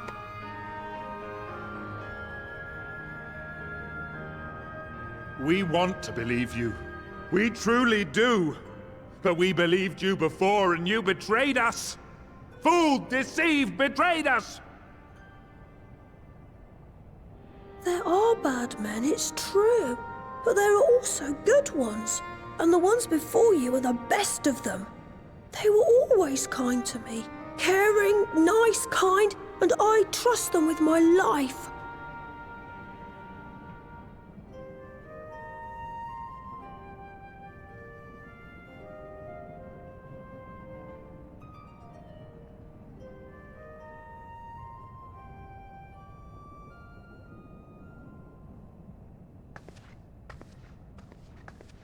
Before I became Admiral, I was a pirate. I stole, I fought, I stained the sea red with blood. Such is my past, and I dare not forget it, however much I might want to.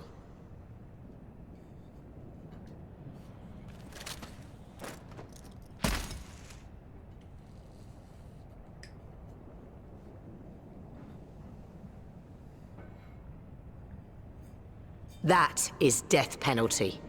The pistol I used to pass judgment on my own sire when he fell thrall to Leviathan and betrayed his comrades. It's loaded.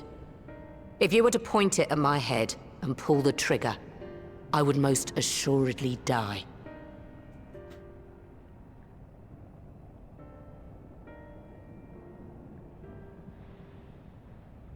Though it isn't much, my life is the single most valuable thing I possess. If it will suffice to atone for past wrongs, take it. A single bullet to annul the old pact, and my blood to write it anew. What comes after, I entrust to this man, my second in command. I know that he will do his utmost for the happiness of all who call Vilbrand home.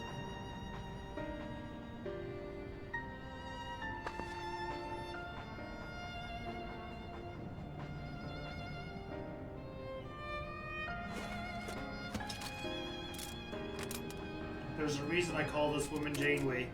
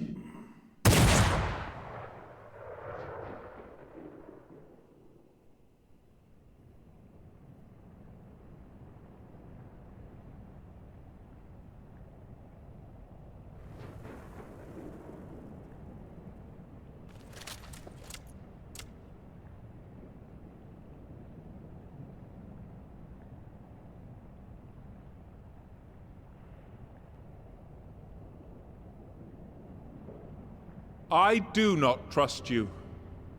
Not yet. But Gabu does. And I will trust him.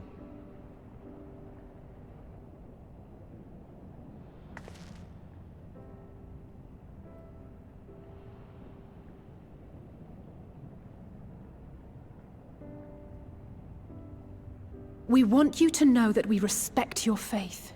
There's nothing wrong with giving thanks to the land which sustains you. But summoning is different. Should you hear of anyone who would attempt it, we ask that you appeal to their better judgment, or failing that, seek our aid. We're always ready to help. Many and more of my brethren are yet enthralled to the Great Father, just as I was. If you could free them too, I would be grateful. Appreciative, thankful, grateful.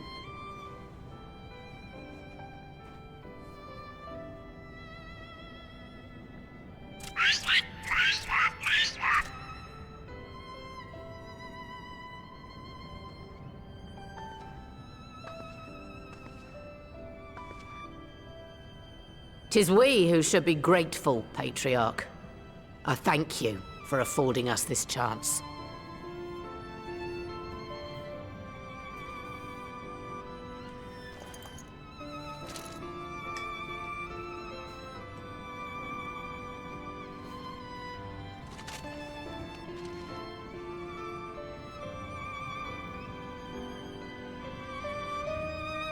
I also want to remind you, she's huge.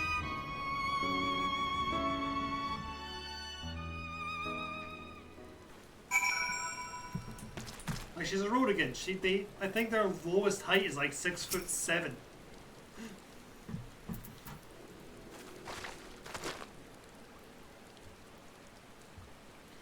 It seems we have found our way forward with the kobolds. Next we will help the Second Order to flee their tempered brethren from thraldom. Theirs is far from the only order, of course, and it will take no small amount of time and effort to reach the rest. We'll reach them, we will, however long it will take. I would say that I was in your debt, but that was long been true. So instead I will say thank you for helping us to plot a new course, not only for Limsa Laminsa, but all of Eorzea. They actually touch upon the difference between what summoners do and what these people do when they're summoned in the summoner quest line.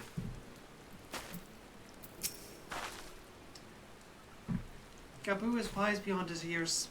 It's all very well leaders signing peace treaties, but fall also individuals to bridge the gap. I dare say we could all do with rest. I'll say not least of all, given the amount of ether she has already been expending of late.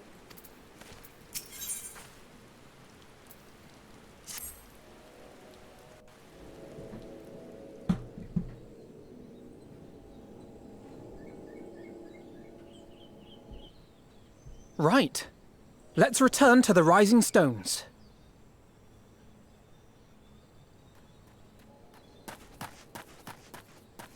Admiral, something strange is afoot at the floating city. Breathe, man. What is it? I think it's best you see for yourself. Please, come with me.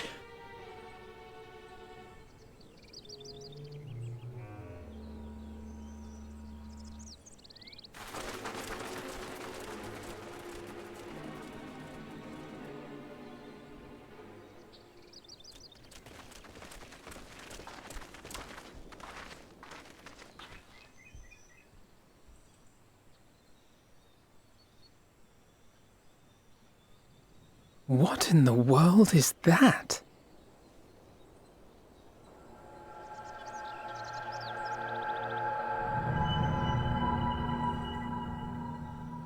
A tower? You can see it too, then? I feared I was losing my wits. One moment I was patrolling as usual, and the next it was just There!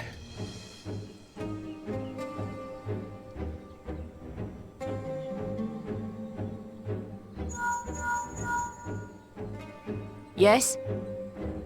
This is she. I am. I'm looking at it. What? Understood. Send the Elder Seedseer my regards.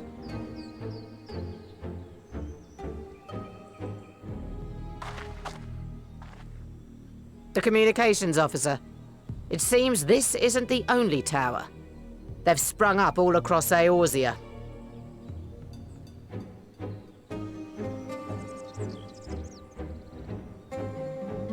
Nothing more is known, only that they appear to be of Garlean construction. Our allies on the Alamegan front are on highest alert. Forgive my directness, but would you join them? They may well need the help. Of course, Admiral. We shall make all haste. My thanks. I will return to Limsa to weigh our response. Look for Commander Hext when you arrive in Alamigo, and may the Navigator speed you on your way.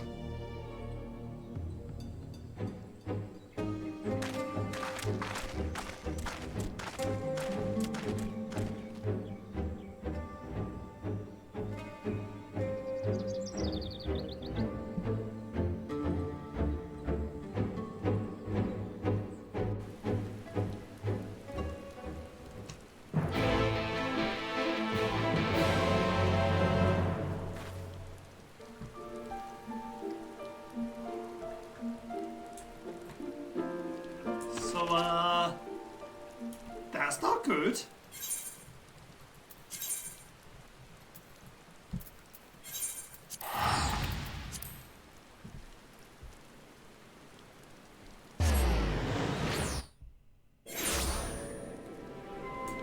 Oh, for God's sakes.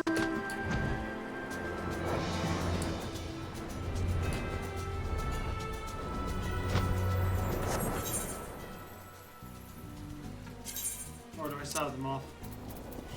I do not.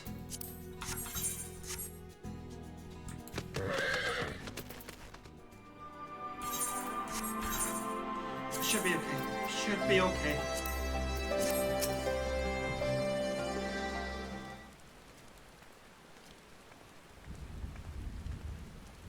Thank you for coming so soon. I'll send for Commander Aldin at once, and we can decide what to do about these infernal towers. Roca preserved!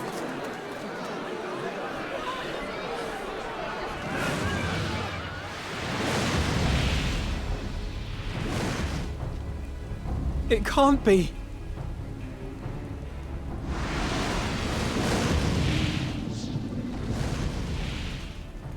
The palace! After them!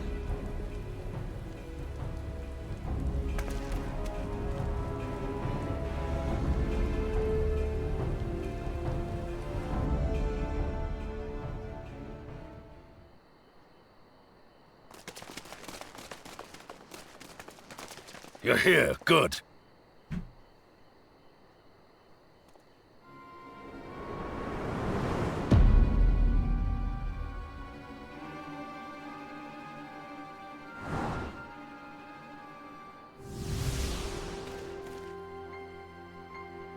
Well, well, well! To be received by such an illustrious cast!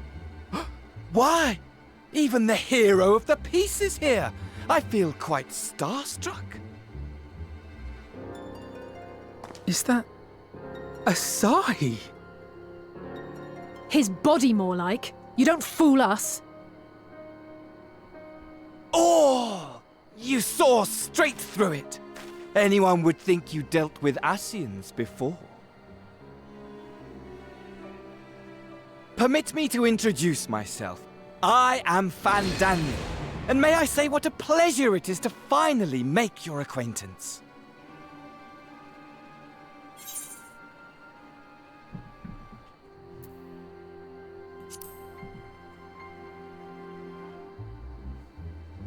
My Straight to business, is it? Suit yourself. It is my intention to recreate the final days, to which end I have distributed a collection of rather ingenious devices, or towers, which will, in time, give rise to the grandest of spectacles. The final days? But it was the Ascians who labored to prevent them. You're quite right, though I would expect no less from one responsible for eliminating my unsundered colleagues. Honestly, the three of them were obsessed with restoring the one true world. As a sovereign individual, however, I never had much interest in such things. I mean, why bother when you're just another sundered minion?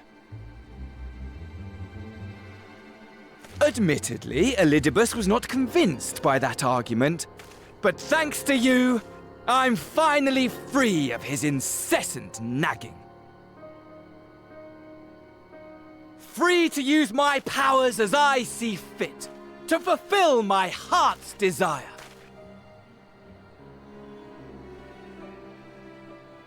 And my heart's desire is to lay this half-broken world to waste, leaving nary a fleck of dust behind!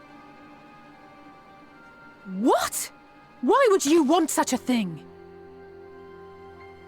Because I want wretched creatures who ask such meaningless questions to die! You! And you! And you! I want you all to die! And I want to die too! Oh, yes! I want to die and take everyone with me in a paroxysm of pain and suffering! I'm different, you see, from the ancients who clung to dear life, and from you. So don't bother trying to reason with me. You will find I have no reason, or creed, or any such tripe.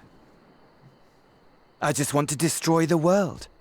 But please do resist with all your might. It will add to my enjoyment.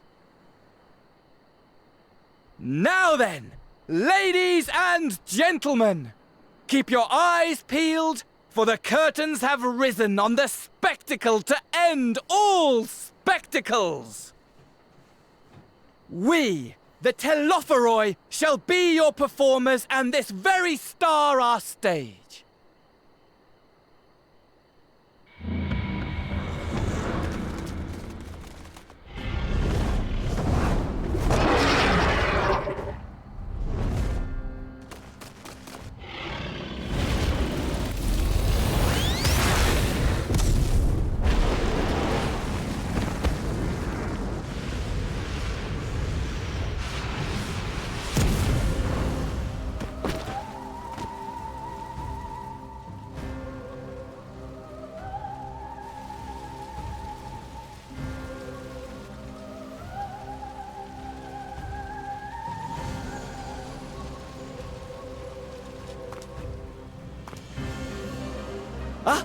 But I nearly forgot.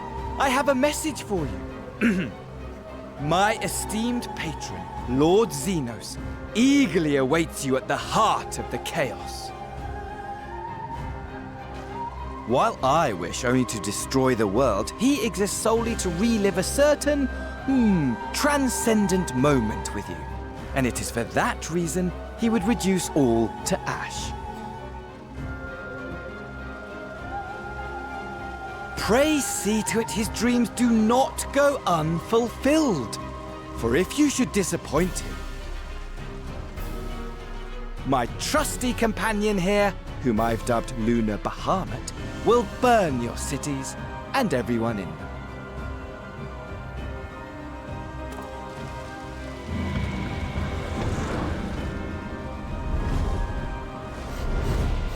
You're not you when you're hungry. Everyone out! My men will tend to the blaze.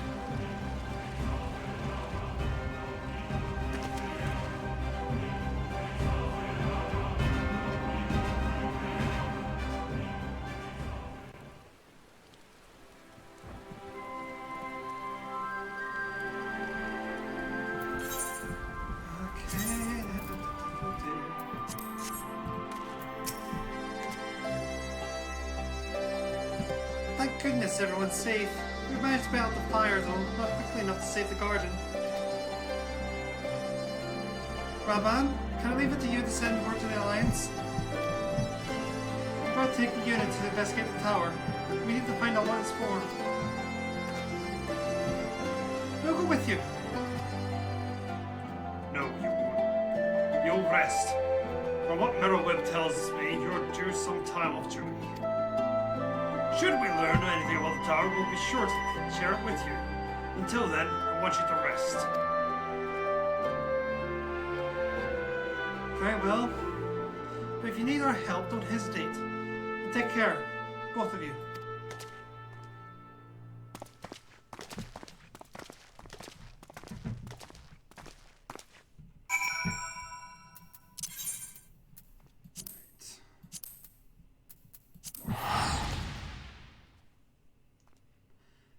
Well, now you've properly met Van Daniel, as opposed to just being a little butler man for Xenos.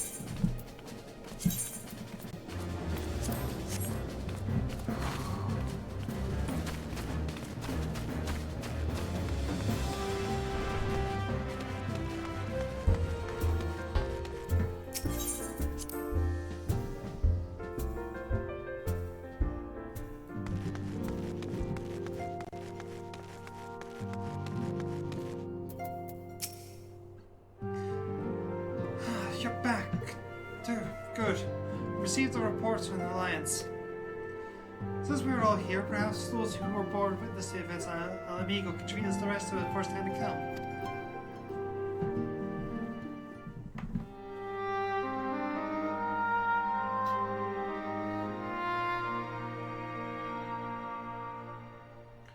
No sooner do we overcome one problem than another appears. It all seemed tediously predictable. With the endless variety of our foes, this Van Daniel seems even more unhinged than his patron.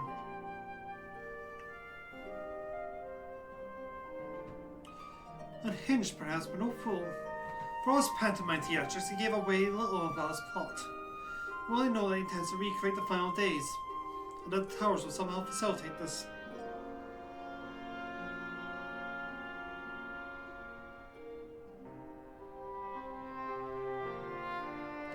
He also called this dragon Lunar Bahamut. Let's not forget that little detail. And the creature certainly did resemble the Elder Primal.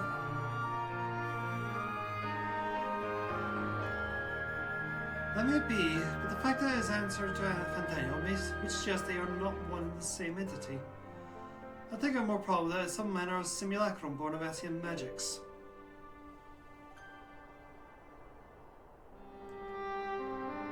Whatever it is, for now we can work closely with the Alliance and remain vigilant. I believe it concludes our news. Have you understood? I have seen to the Sultana, knowing how quickly the immortal flames are to dispose are tempered, I judged it best to provide them with the cure first.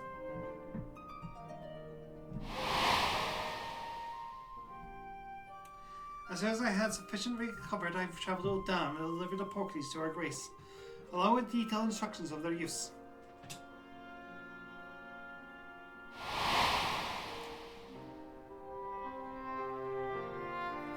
Yet my visit changed, chance to coincide with the arrival of some troubling tidings. The mortal flames have been on the cusp of agreeing to a truce with the Almiya, and negotiations abruptly collapsed. The Almiya clan, a number of their kind have been abducted, and that men are responsible.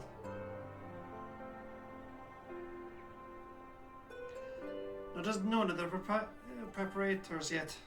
As mortal flames went about investigating the abductions, they came upon one of Van Daniel's towers.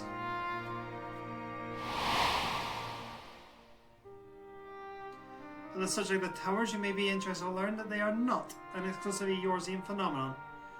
According to the Alliance, they have been sighted as far as the field as Yangzha.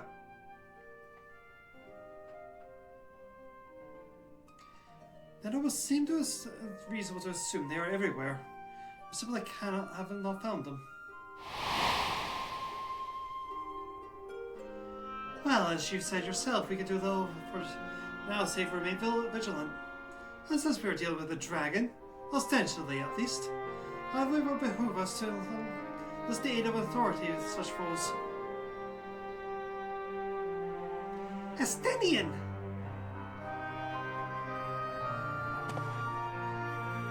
Estinian! No, just a moment. If we could be presented to Lennox's lance, I would be the first to welcome it. But the truth is, we struggle to even find him.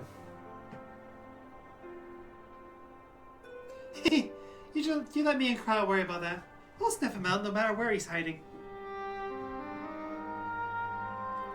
If indeed he is hiding, we have ways of locating him, regardless.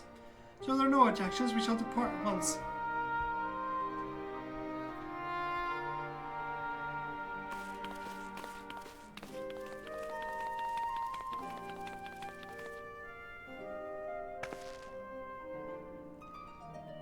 Well, rather than saying rather, I think I might go to each of the states and educate them on the use of porksies.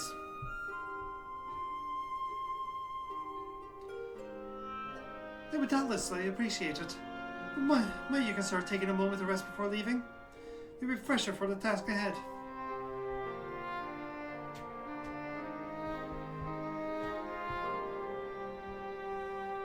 Well, my friend, the moment of triumph did not last long.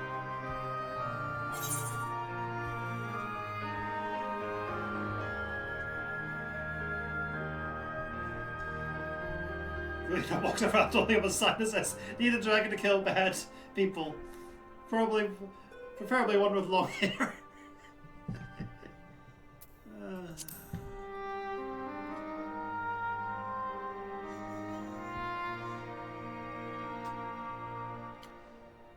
Then why not have one now? If anything happens, I promise I will come and wake you.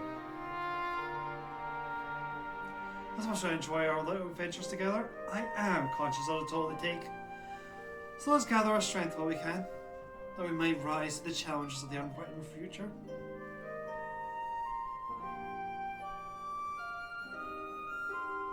He's right, cats are very good at waking people. Yeah, they have very important needs that need attending. Mainly, you have not fed me, or given me enough pets in the last 8 hours. I demand them now. Otherwise, I'm just going to throw you out. Meanwhile, somewhere in the locks.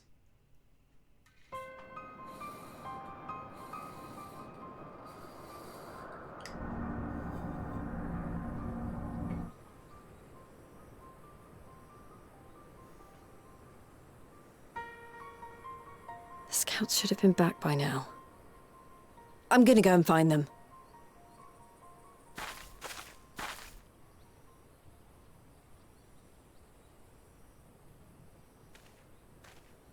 Oh, thank goodness for that.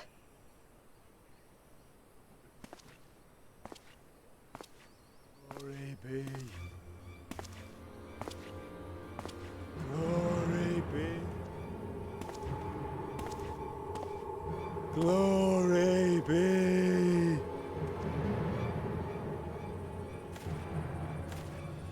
Glory be to Garibald!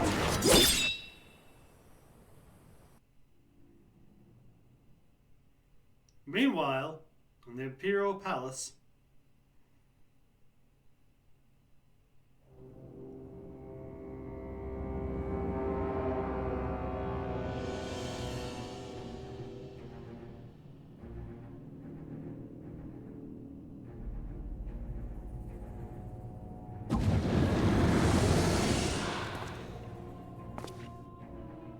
The piles have been driven as planned, and the first of the beasts has roared to life. Moreover, I am pleased to report that preparations are well underway for the rest.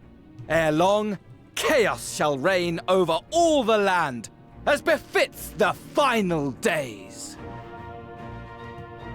Call it what you will, so long as my friend returns to me, fangs bared and claws sharpened.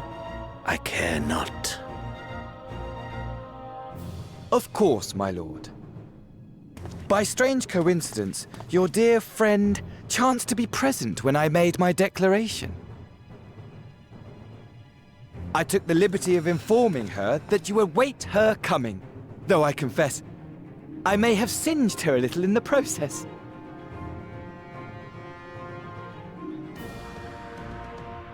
And why do you tell me this? Are you in such a hurry to die? Ah, my apologies. I must guard my tongue lest it be the end of me. Though, there is something to be said for such a glorious death. Better to fall to one who has it all than falter before an inferior. Huh. I shall keep it in mind as a contingency. For now, however, I shall proceed with the plan. My lord.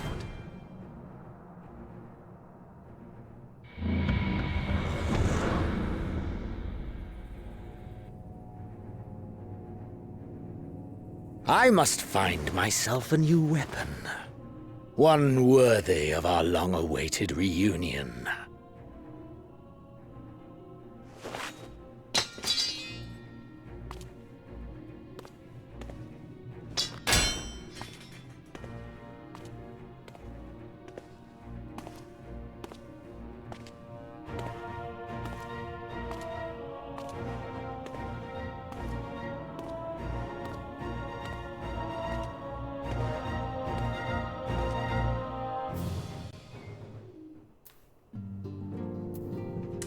Well.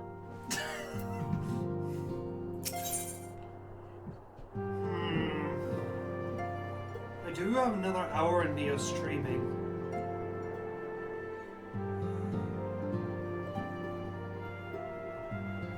But do I have another hour left on patch? Oh, I'm sorry. Can I get the rest of the patch done in an hour? Otherwise, it's going to be very awkward on Monday.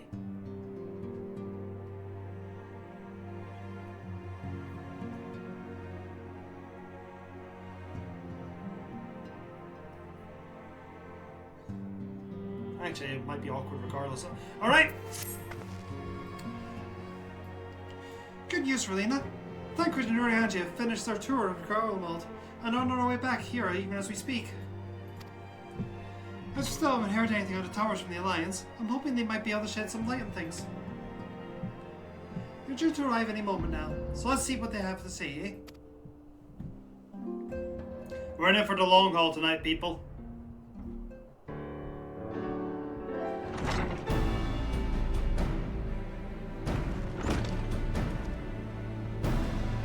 Ah, a welcome party. You needn't go to the trouble. What I hear, you've been more than busy enough as it is.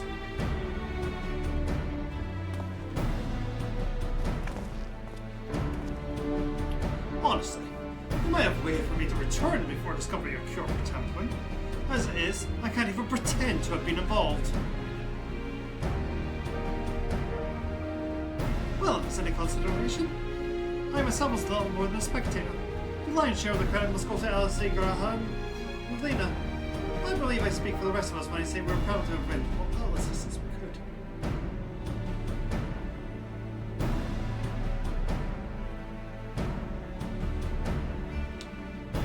And you will also have heard, though, as hasn't all been tales of triumph, just as we were taking steps towards finally addressing the primal threat. Primal flesh problems I don't know that.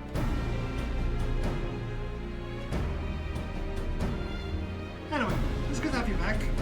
I can't help but noticing that you're one Urianger short of a scouting party. You haven't lost him, have you? Oh, I couldn't lose him if I tried. And I did try. Repeatedly. No. I decided to linger in Alamigo to earn praise for Bon and the others that I analyze at Garlemald. Let me have you would do the same for us. Indeed. It was just as lately said. Worse, in fact. Devastation as far as the eye could see. Never in Illard, however, were noticeable by their absence. But they had met their ends in the hands of Xenos and perhaps. Or perhaps they simply lost the will to fight.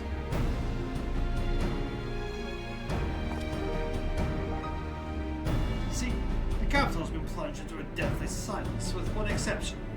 The Imperial Palace.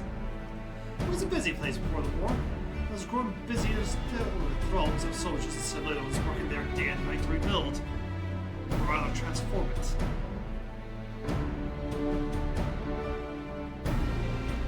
Transform it? Into what? That is difficult to answer. The construction is vast and set like to behold, like something from a nightmare. According to Arianji, certain aspects of designs were clearly devised with the manipulation of ether in mind. Magic, in other words. It was unlit everything as it said edifice was, or something next to the site of his builders. It swarmed the place like so many insects working in the area of work exchange between them. No one overseeing construction, no one barking orders as if they weren't possessed of temperament. We wanted to investigate more closely, but given our suspicion, it seemed wiser not to take that risk.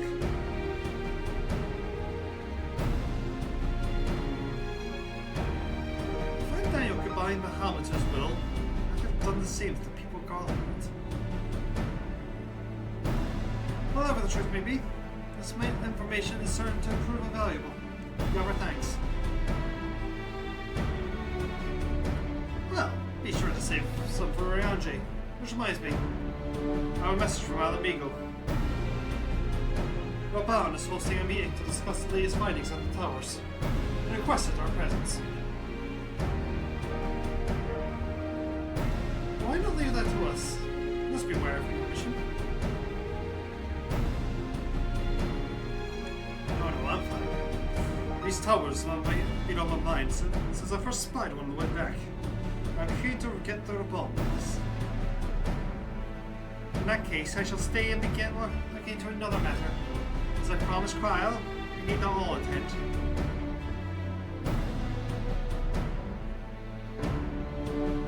Very well. Let's have the rest of us make our way into Alamigo forthwith. The sooner we leave, the more time we will speak to our agent before the meeting.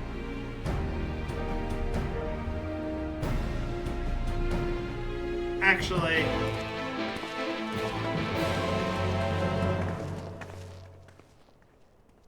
I am going to call it here.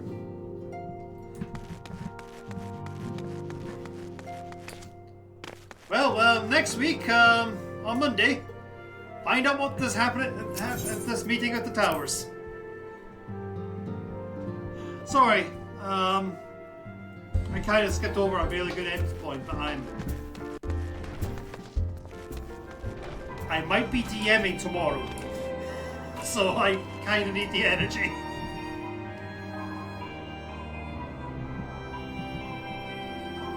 Well, I hope everyone had a good time. I did. It's great to have them back. I'm glad I decided to stream anyway.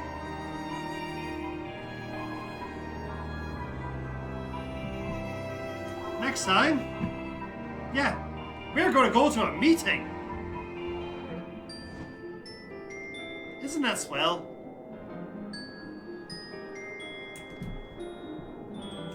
Right, let's find a raid target.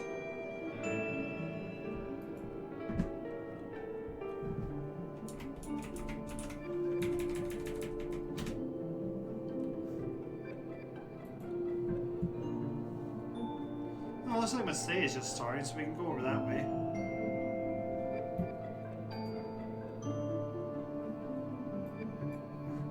And I see that page is still open.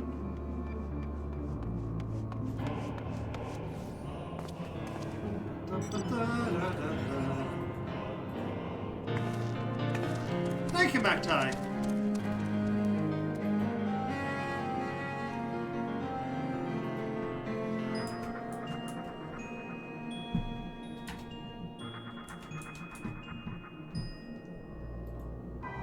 She is currently about to start playing a game where she plays a puppy.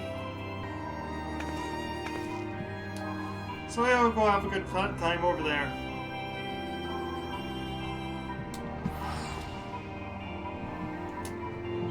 But until next time, cheery bye. Cheers, Cheery. Cheery, bye.